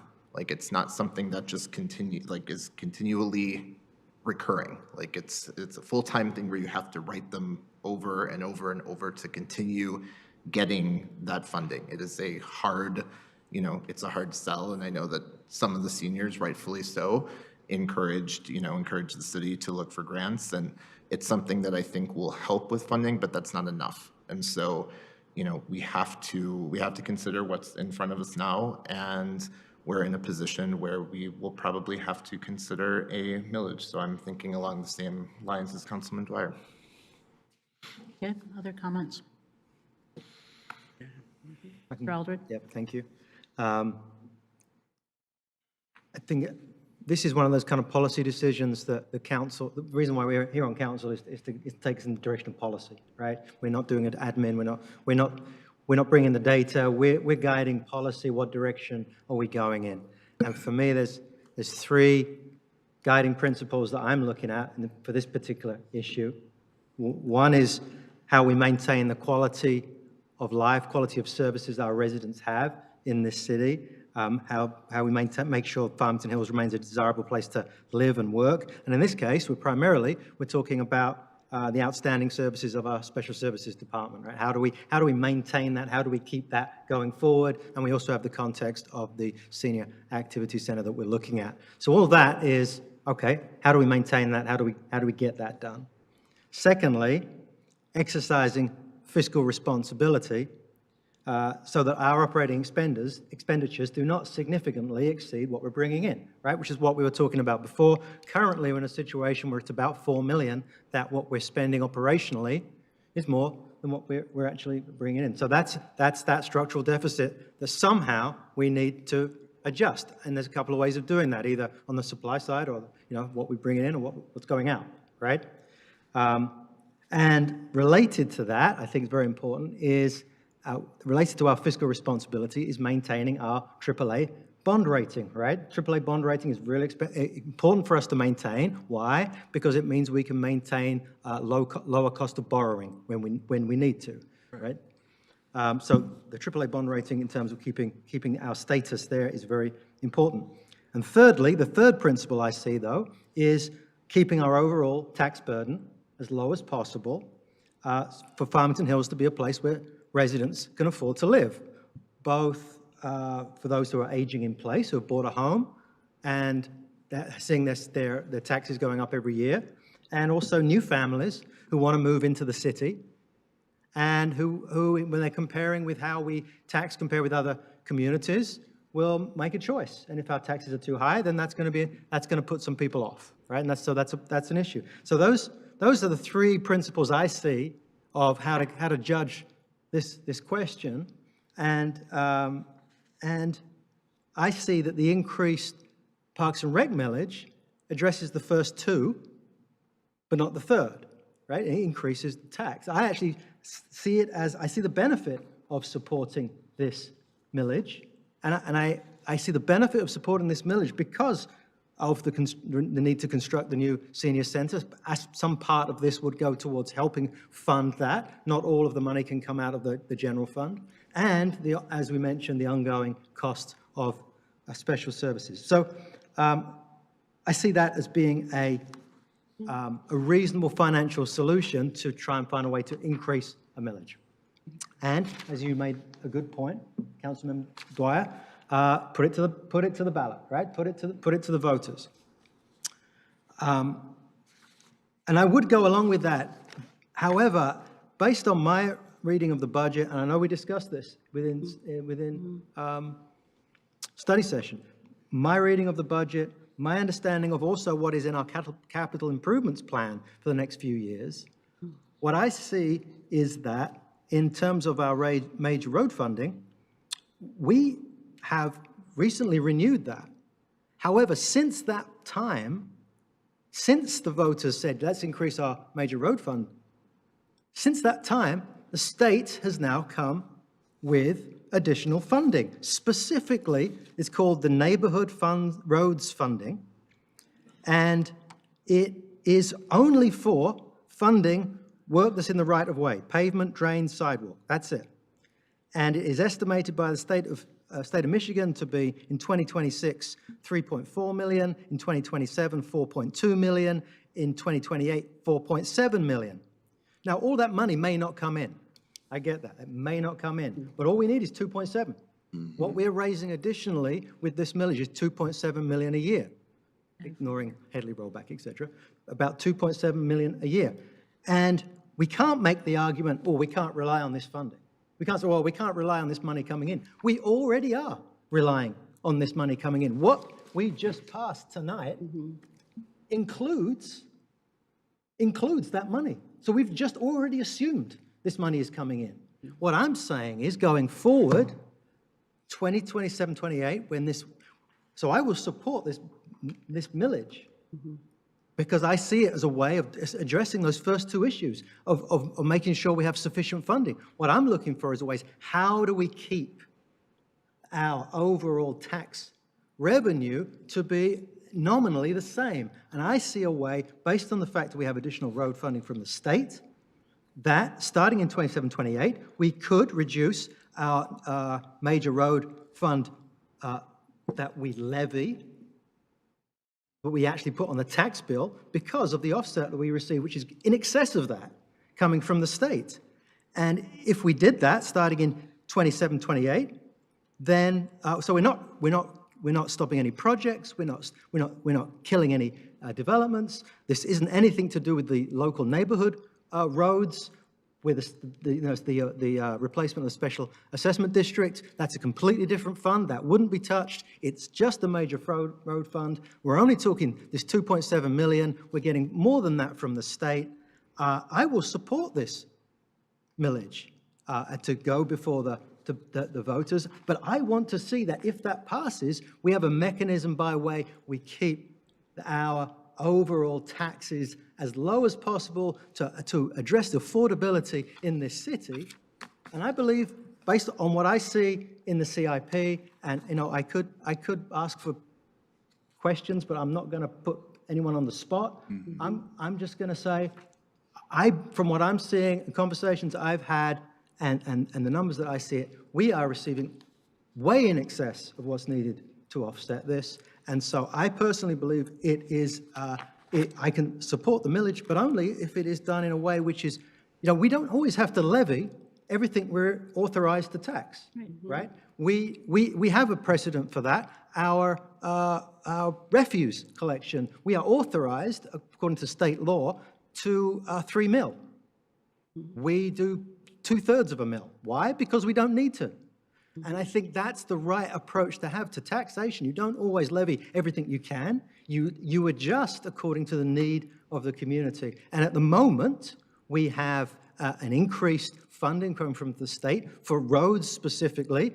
If that funding went away, I would be happy to put in the motion, if that funding is not sufficient to cover this, we would not be able to do this. And therefore, we would increase the levy accordingly. So I I am not inclined to put this without some provision that says, let's try and keep our taxes as low as possible where we have opportunity to do so. And my reading of the budget is that we have opportunity to do so.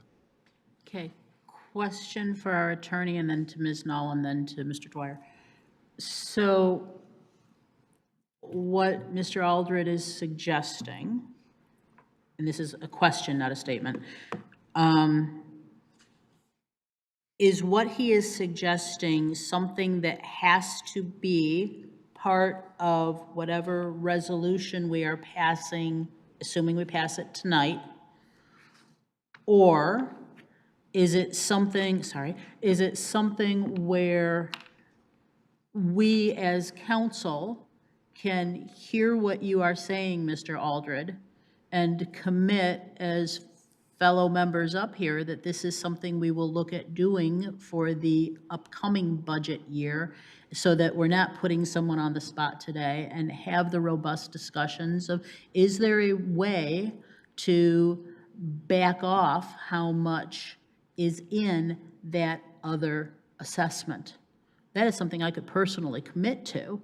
I'm concerned about, because you've already gone to the Attorney General with proposed language to try to, make sure we can get this through. Do you understand what I'm asking? I do. Okay. As far as including it in the draft resolution as some sort of condition, I would not recommend doing that. It would only confuse what is being proposed to the Attorney General's office and increase the possibility of it getting rejected, okay? Because it's not technically part of the amendment to the city charter. It's kind of separate.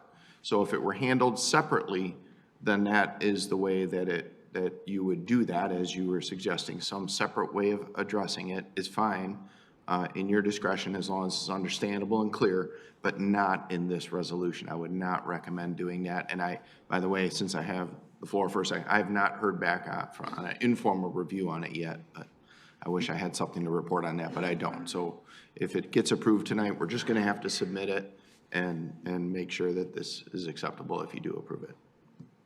Okay. All right, Ms. Knoll.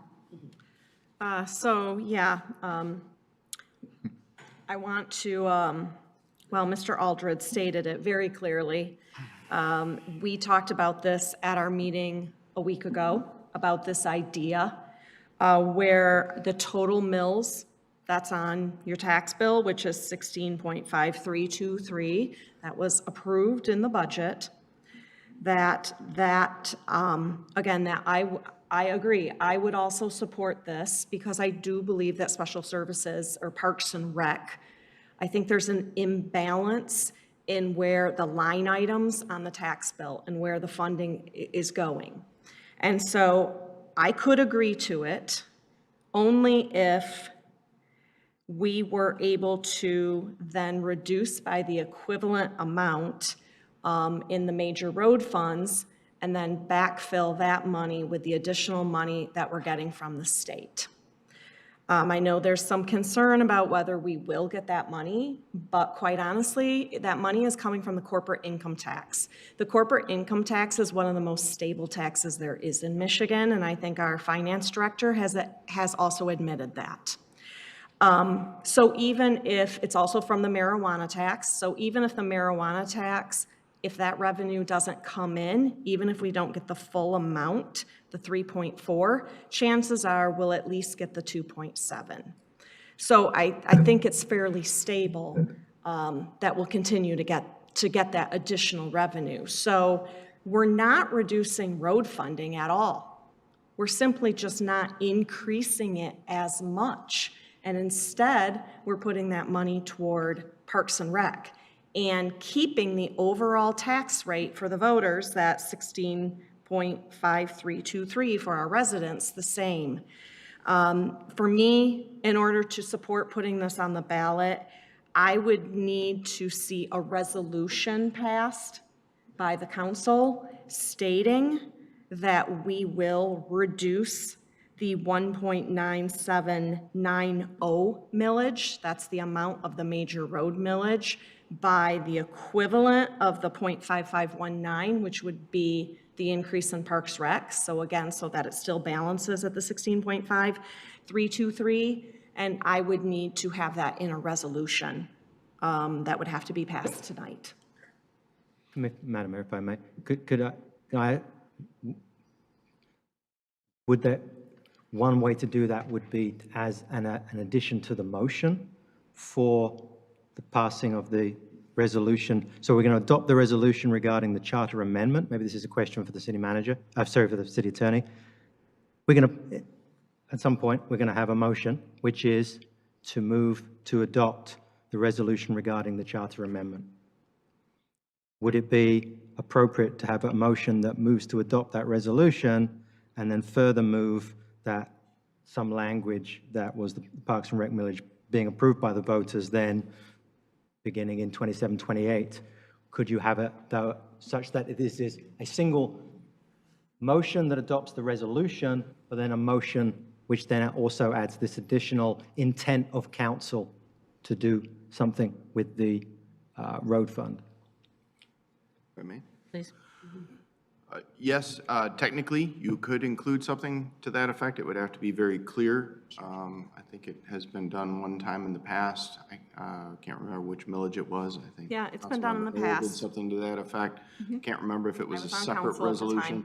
If it's done by way of a separate resolution, it's going to have a different vote. It would be a simple majority vote if it's done as part of the resolution connected to, as part of the motion adopting this resolution, and then adding to that motion, as you're suggesting. Okay, I get you. You're going to have your So- supermajority vote. So could, another question for you, city attorney, could we pass that first? In other words, prior to, could we have a motion around this prior to? Because what you're saying is, if we put the two together, then it's a supermajority vote. But if you separate the two out, then it will be a simple motion with a simple majority. Correct. And it would be a motion adopted by this council. And it would have a simple majority vote. It could, to be very clear, it could be amended or rescinded at any time in the future by any future council. So it would not have the effect of law or anything of that nature. Just want to make sure everybody understands that if you proceed with something to that effect. I gave the same advice several years ago.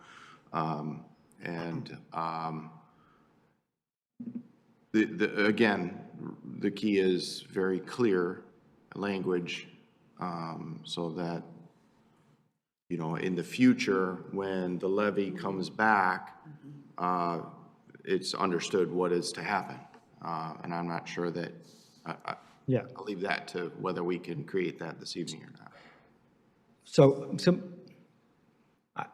I think we could do that. Here's my thought. We take a recess to see whether we could craft a wording of a motion prior to a motion to adopt the resolution, to see whether we could get that to pass. Language around the intent of council around this funding, and then do that first so that we know where we are coming into the vote of on the actual charter amendment. I have no problem going into recess. I am going to personally declare, however, that I am not comfortable voting to commit to that action without a study session, and I need to understand further. I want to believe everything that is being said, but I have not had something put in front of me. I would personally commit to having study sessions in the future to deal with this, and if it is something that makes sense for our city to do, I would certainly be all over it. But I can only speak for me, but speaking for me, I have a really hard time getting there, Mr. Aldred. Yes. I really do. But if we want to take a recess and try to craft something, that would be fine. But I see Mr. Bridges and Mr. Dwyer want to say something, and Ms. Bolaware first. Yeah, Okay. let me just, I think Councilmember Aldred and Councilmember No's suggestion is worthy of investigation, research, but I don't think we're right for a decision on that tonight, on that particular motion. Let me also, but I appreciate your research. I appreciate your desire to find an additional way to fund this very important project. First, I want to just point out that it is quite difficult when you talk to the public in regards to a millage increase and when they're looking at a $70 million or fund balance, 70% fund balance. And it's difficult to explain that to the public. Where you're asking for more money and you got $60 million in your bank account. And so some of this perception is brought on by the fact that we never had a policy to deal with the fund balance. And we need to have a policy to deal with the fund balance. That's why I proposed earlier that we have a reserve fund policy that will put minimum and maximum thresholds where our fund balance should target to be. Industry standards is about 25 to 35%. And we're at 73%. So with that policy, it would trigger the council and administration to dedicate those funds beyond the 35% threshold to a capital improvement project. And this should have been done a while back with the senior center, but it was not done. But let me just point out also that the deficit that we're currently experiencing is a combined deficit between the structural deficit and the operational deficit brought on by the addition of new employees, new staff, and increase in the city. We're not going to run that deficit next year. I'm not going to recommend that. I'm not going to approve the budget next year that has a deficit spending at all. We're not going to do that. We clearly need to be in balance with our revenue, and expenses need to be matched. And next year, I hope the council would strive for that particular conclusion. First, the other thing is that property tax revenue in Farmington Hills has been strong over the years. That's our major source of revenue in Farmington Hills is property tax revenue. We went up by $1 million this past year, and the expectation is going to be the same again. And that's one of our major source of revenue. And in addition to that, so that's another $1 million that we're going to get next year in potential in property tax revenue. Secondly, when you look at the interest income charges, it looks like we got made over $1 million there, $1.5 million in interest income or more. And I don't see that changing with the inflationary situation in our country. Federal funds rate going to probably remain where it's at. So therefore, it's an assumption that the interest income revenue would also be as much as it was last year as well. When you look at the fact that there are other ways to fund this project and that we have already talked about, and of course, and one is the fact that we can draw down on the fund balance to a point about $28 million. We can also go on the bond market. Bond market would help from the standpoint of getting bonds and at a low expense. We benefit from the fact we have a AAA bond rating. Let's use that status, high credit worthiness, to fund this project. And secondly, my other comment is regarding the fact that we have a structural deficit with special services. We have plans in place. This council went through exhaustive hearings looking at special services, identifying where the cost is located at and where the revenue is located at. Before the study, we didn't have any hard numbers. We have hard numbers now regarding the special services. And we have a plan in place in order to deal with that deficit, and we could get it down to a point where it's acceptable national standards. So I am not in favor of a millage increase. I am not in favor of putting it on the ballot. I think that there's other ways to fund this project without that, and Councilmember Allred and Councilmember No just spoke about one. My preferred proposal is to draw down as much as we can on the fund balance without sacrificing AAA bond rating. And secondly, look at ways to go to the bond market to get funds there. And we got the sponsorship, we got other grants coming in. We also are likely to get funds from Representative Steckloff as well as from the congressional delegation. So I don't want to get back into a situation where we have a very high fund balance again next year. very high fund balance. It doesn't look good in our community to have a very high fund balance. That's taxpayers' money in the bank that should be spent. So that's my proposal that I am not going to be supportive of the millage put on the ballot. We have a large part of our community that's senior population. They've been very supportive of millage increase over the years. And I'm very, very happy about that and thankful for that. But we are now in the top 25% in taxes in a city. You look at Oakland County, Farmington Hills is up in the top 25%. And we were at the bottom. Now we're at the top 25%. Now, some of that tax increase was necessary in order to fund our roads. We had to fix our roads, no question about that. But given today's situation, I am not going to be supportive of putting this on the ballot for the various reasons I just talked out. Thank you. Thank you. Mr. Dwyer. Thank you, Mayor. If you've been watching or listening to the news the last few days, you obviously had to see where the state, you're losing the money, funds from the state. The marijuana tax is now 3/4 of what the state had predicted or projected. You right, Tom? So if you're going to depend on the state, under the marijuana law and some of the other areas in the state has got major problems. The funding is not going to be coming in, ladies and gentlemen. It's not coming in from the state. You're going to lose that funding. So I'm not in favor of changing anything in the resolution. In fact, if you're going to recess and rewrite it, I would like to go on record making a motion on the original resolution that we have here. If I don't get a second, I don't get a second. But I want to go on record making a motion on the original resolution. Okay. So with that, I'll move to adopt the resolution regarding charter amendment for Parks and Recreation millage.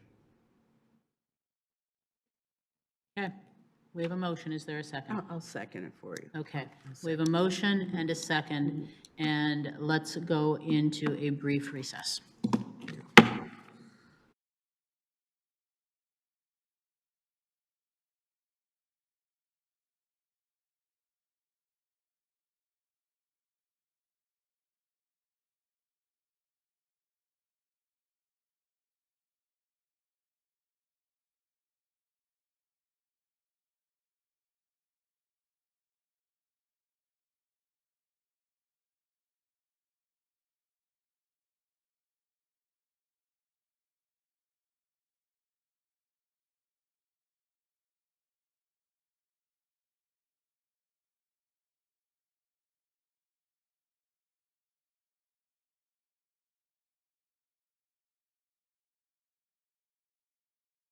For us, for Farmington Hills residents, we really care.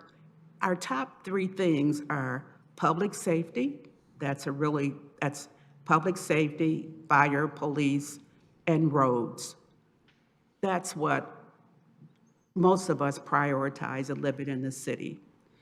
And for the roads, if we're thinking about making some changes, with the road funding as far as reducing the road millage in order to accommodate our structural deficit, which is really more than just special services. I think it's across the board that that deficit is there. Okay, he was shaking his head. Okay, thank you. And when I first heard of this proposal, I thought it was good, right? And so I reached out to both of our state representatives here in Farmington Hill, Samantha Steckloff and Jason Hoskins, and trying to determine how much, this has happened, how much do you anticipate those dollars coming to Farmington Hills? They couldn't tell me. They said they don't know yet. It's not a part of the budget. They're still looking at it. Whatever amount it is, they think it's not enough for the state in general, but it's more than what we had. So I don't know how much of those revenues are going to come to the city to offset that 2.7 billion that we really need in order to make up the difference in the increased tax services or tax revenue for special parks and recs. So unless we had some specific numbers or some general language that says something like it'll be offset by the amount of money that comes in for the state, but at this point, it's hard to determine what the state is going to give you because they're going back and forth, they're cutting things. It's very, very difficult to do. So at this point, I think I really struggled with this. I think there was a time in which I said, I'm going to let the residents decide. And I know I've heard some of individuals say, well, if we vote for a increase, can you assure us that that money will go toward building the caustic? And I would say that we have the money, basically, to build the caustic. It's just the operational expenses for services across the board, including parks and recs or special services. So that's my feeling. So I'm kind of stuck. I'm listening to what my council members are saying and the mayor. And at this point, I say put it on the ballot. Let the voters decide what they want to do. And I think going forward, I agree with Councilman Bridges that we should not have a deficit going forward in our annual budget, that we're going to have to make those cuts to assure that we're not in this situation in the future. On the same side, we cannot continue to have the deficit that's going to eat away at our fund balance that may get under that 35% mark, as our finance director has said, that may impact our bond market. So for that reason, I'm going to go with putting that on the ballot for the millage increase. Whether we do, if it's approved, fine. If it's not, we're going to have to go back and try to figure out something. And if it doesn't pass tonight, we're going to have to do the same thing, figure where do we go from here? What do we do? Can we come to some type of consensus? Can we each give and take a little bit to do the right thing, for this city, for our senior communities, and really for council itself? I've seen this movie. I was on the council in the late 20-teens when we decided it was a great idea to buy Harrison High School and turn it into the Hawk. And I remember sitting with the two council members to my left on the dais, except I was way down where you were sitting, Dr. Starkman. And I remember thinking and asking, well, what are we going to do with the third floor? How are we going to pay for things?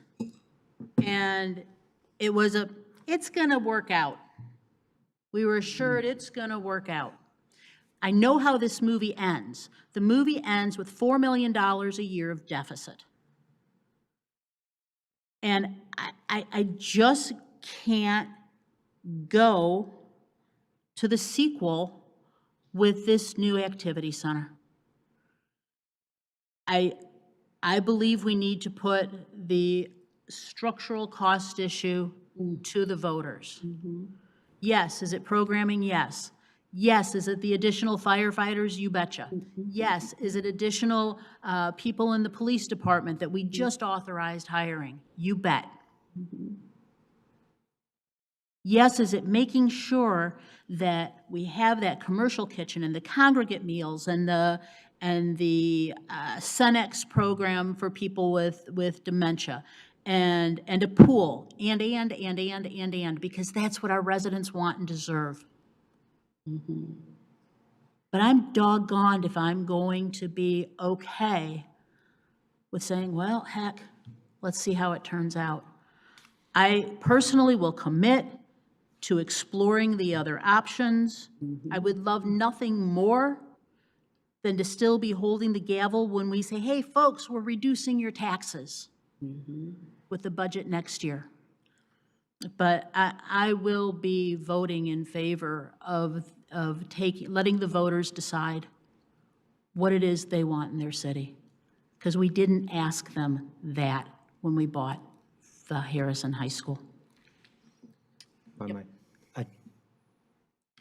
The reason why I am, as I said earlier, looking at the positives of the millage is, as Councilmember Bridges said, we want to have a balanced budget.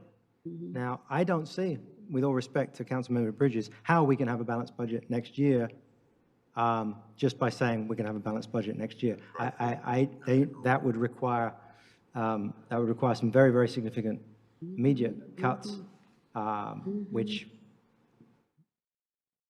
is an option, Look at it and see. I don't know. right? But as I said before, I believe maintaining the quality of services and quality of life as far as possible is a high priority. So, I appreciate we're in a difficult situation right now. I'm looking for a way to see how we resolve this. But I can't support a straight millage, which is really a tax increase, as you pointed out, because you just listed all those things that it's trying to cover in the budget, right? It's a straight tax increase. So I'm looking for ways to offset that. I also understand if the money isn't there, we can't do that. I fully understand that. I would be open to language that's along the lines, as far as possible, as provided by money, there is an offset, something along those lines. So you're really not giving the voters the opportunity to at least look at the first resolution here. You're changing it to fit your own thoughts and the recommendation that you're making, correct?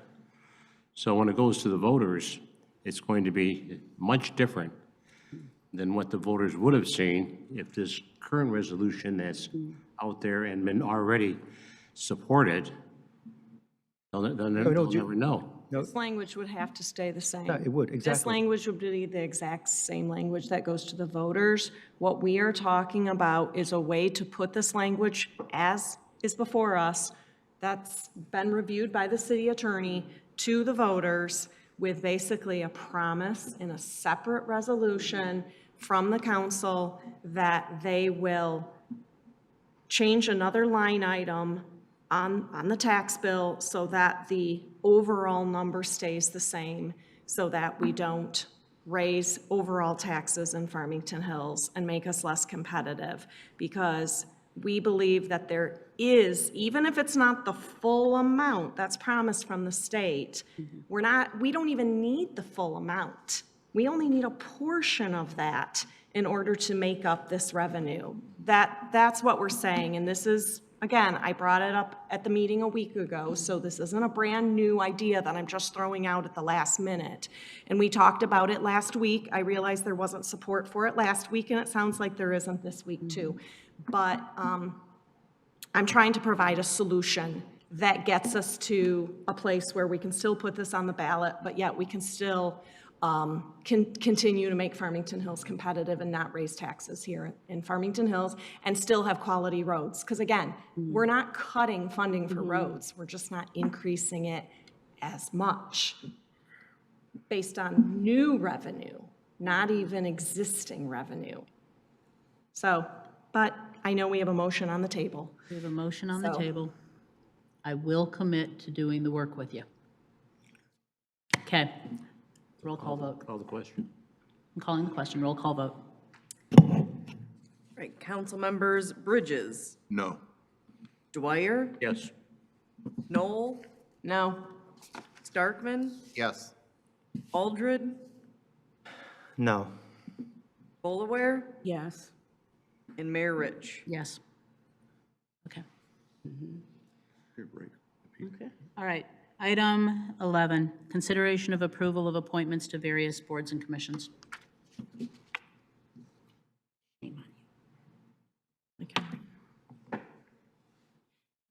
Sure, yeah, I'll read it here. I'll make a motion here for the Commission on Children, Youth, and Families to appoint Monique Green Jones for a length of 3 years, term ending February 1, 2029.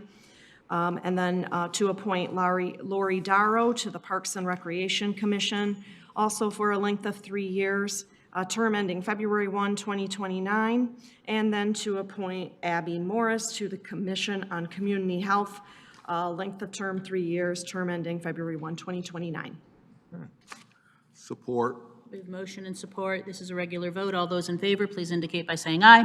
Aye. Any opposed, same sign. All right, do we have any public comment? We do?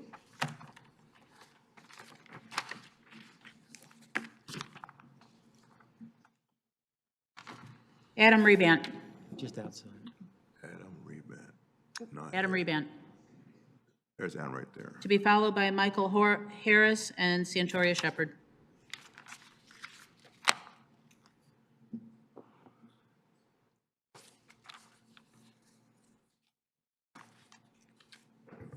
Thank you, City Council, for your amazing work tonight.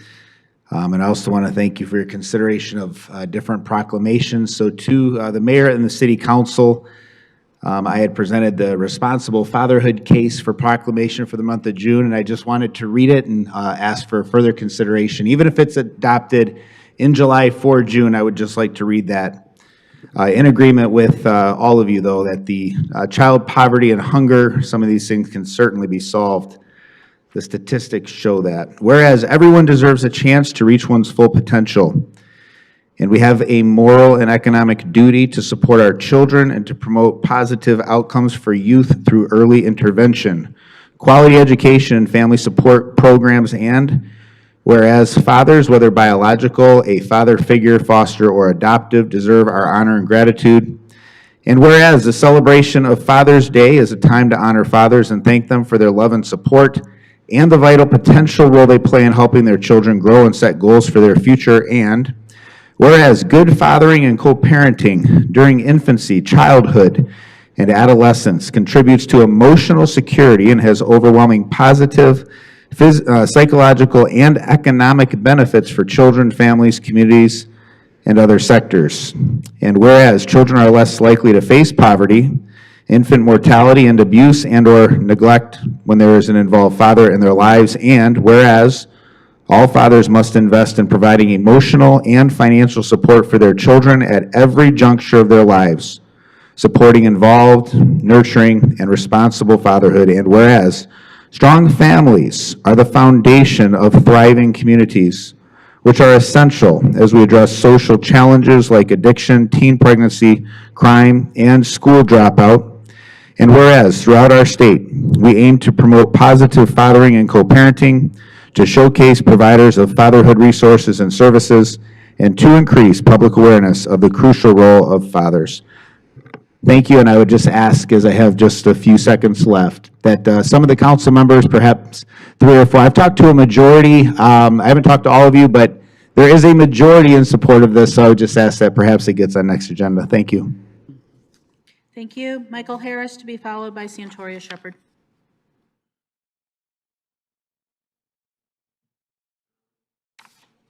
I'm Michael Harris, a resident of Farmington Hills. On a side note, my house uses a lot of water, and I'm going to be subject to higher rates. And it turns out that rate is I have to pay for 6 12 ounces of water, 6 of them, a penny with the raise. So I think it's a bargain that I'm getting water, clean water, with the rate increase. I'm on the beautification committee. I'd like to acknowledge Valerie Knoll as a liaison that's helped our meetings and brought up some good points. Thank you. In 2 weeks, every year we do a bunch of activities, but every year to help beautify the city, we have a contest where subdivision entrances or condos or places of business, places of worship. You might have seen this little circular plaque in front of some subdivisions, et cetera. The nominations to be participant in that contest is due in 2 weeks. And if anybody, to nominate your place where you live or work, et cetera. I have the forms if anybody wants to nominate or knows anybody that wants to be nominated, or you can get it from the website.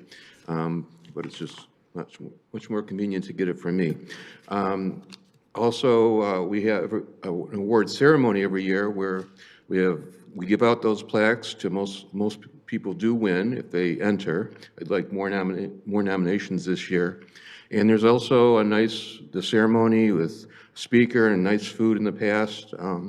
It's a nice thing that I think our city provides, if anybody wants to be part of it.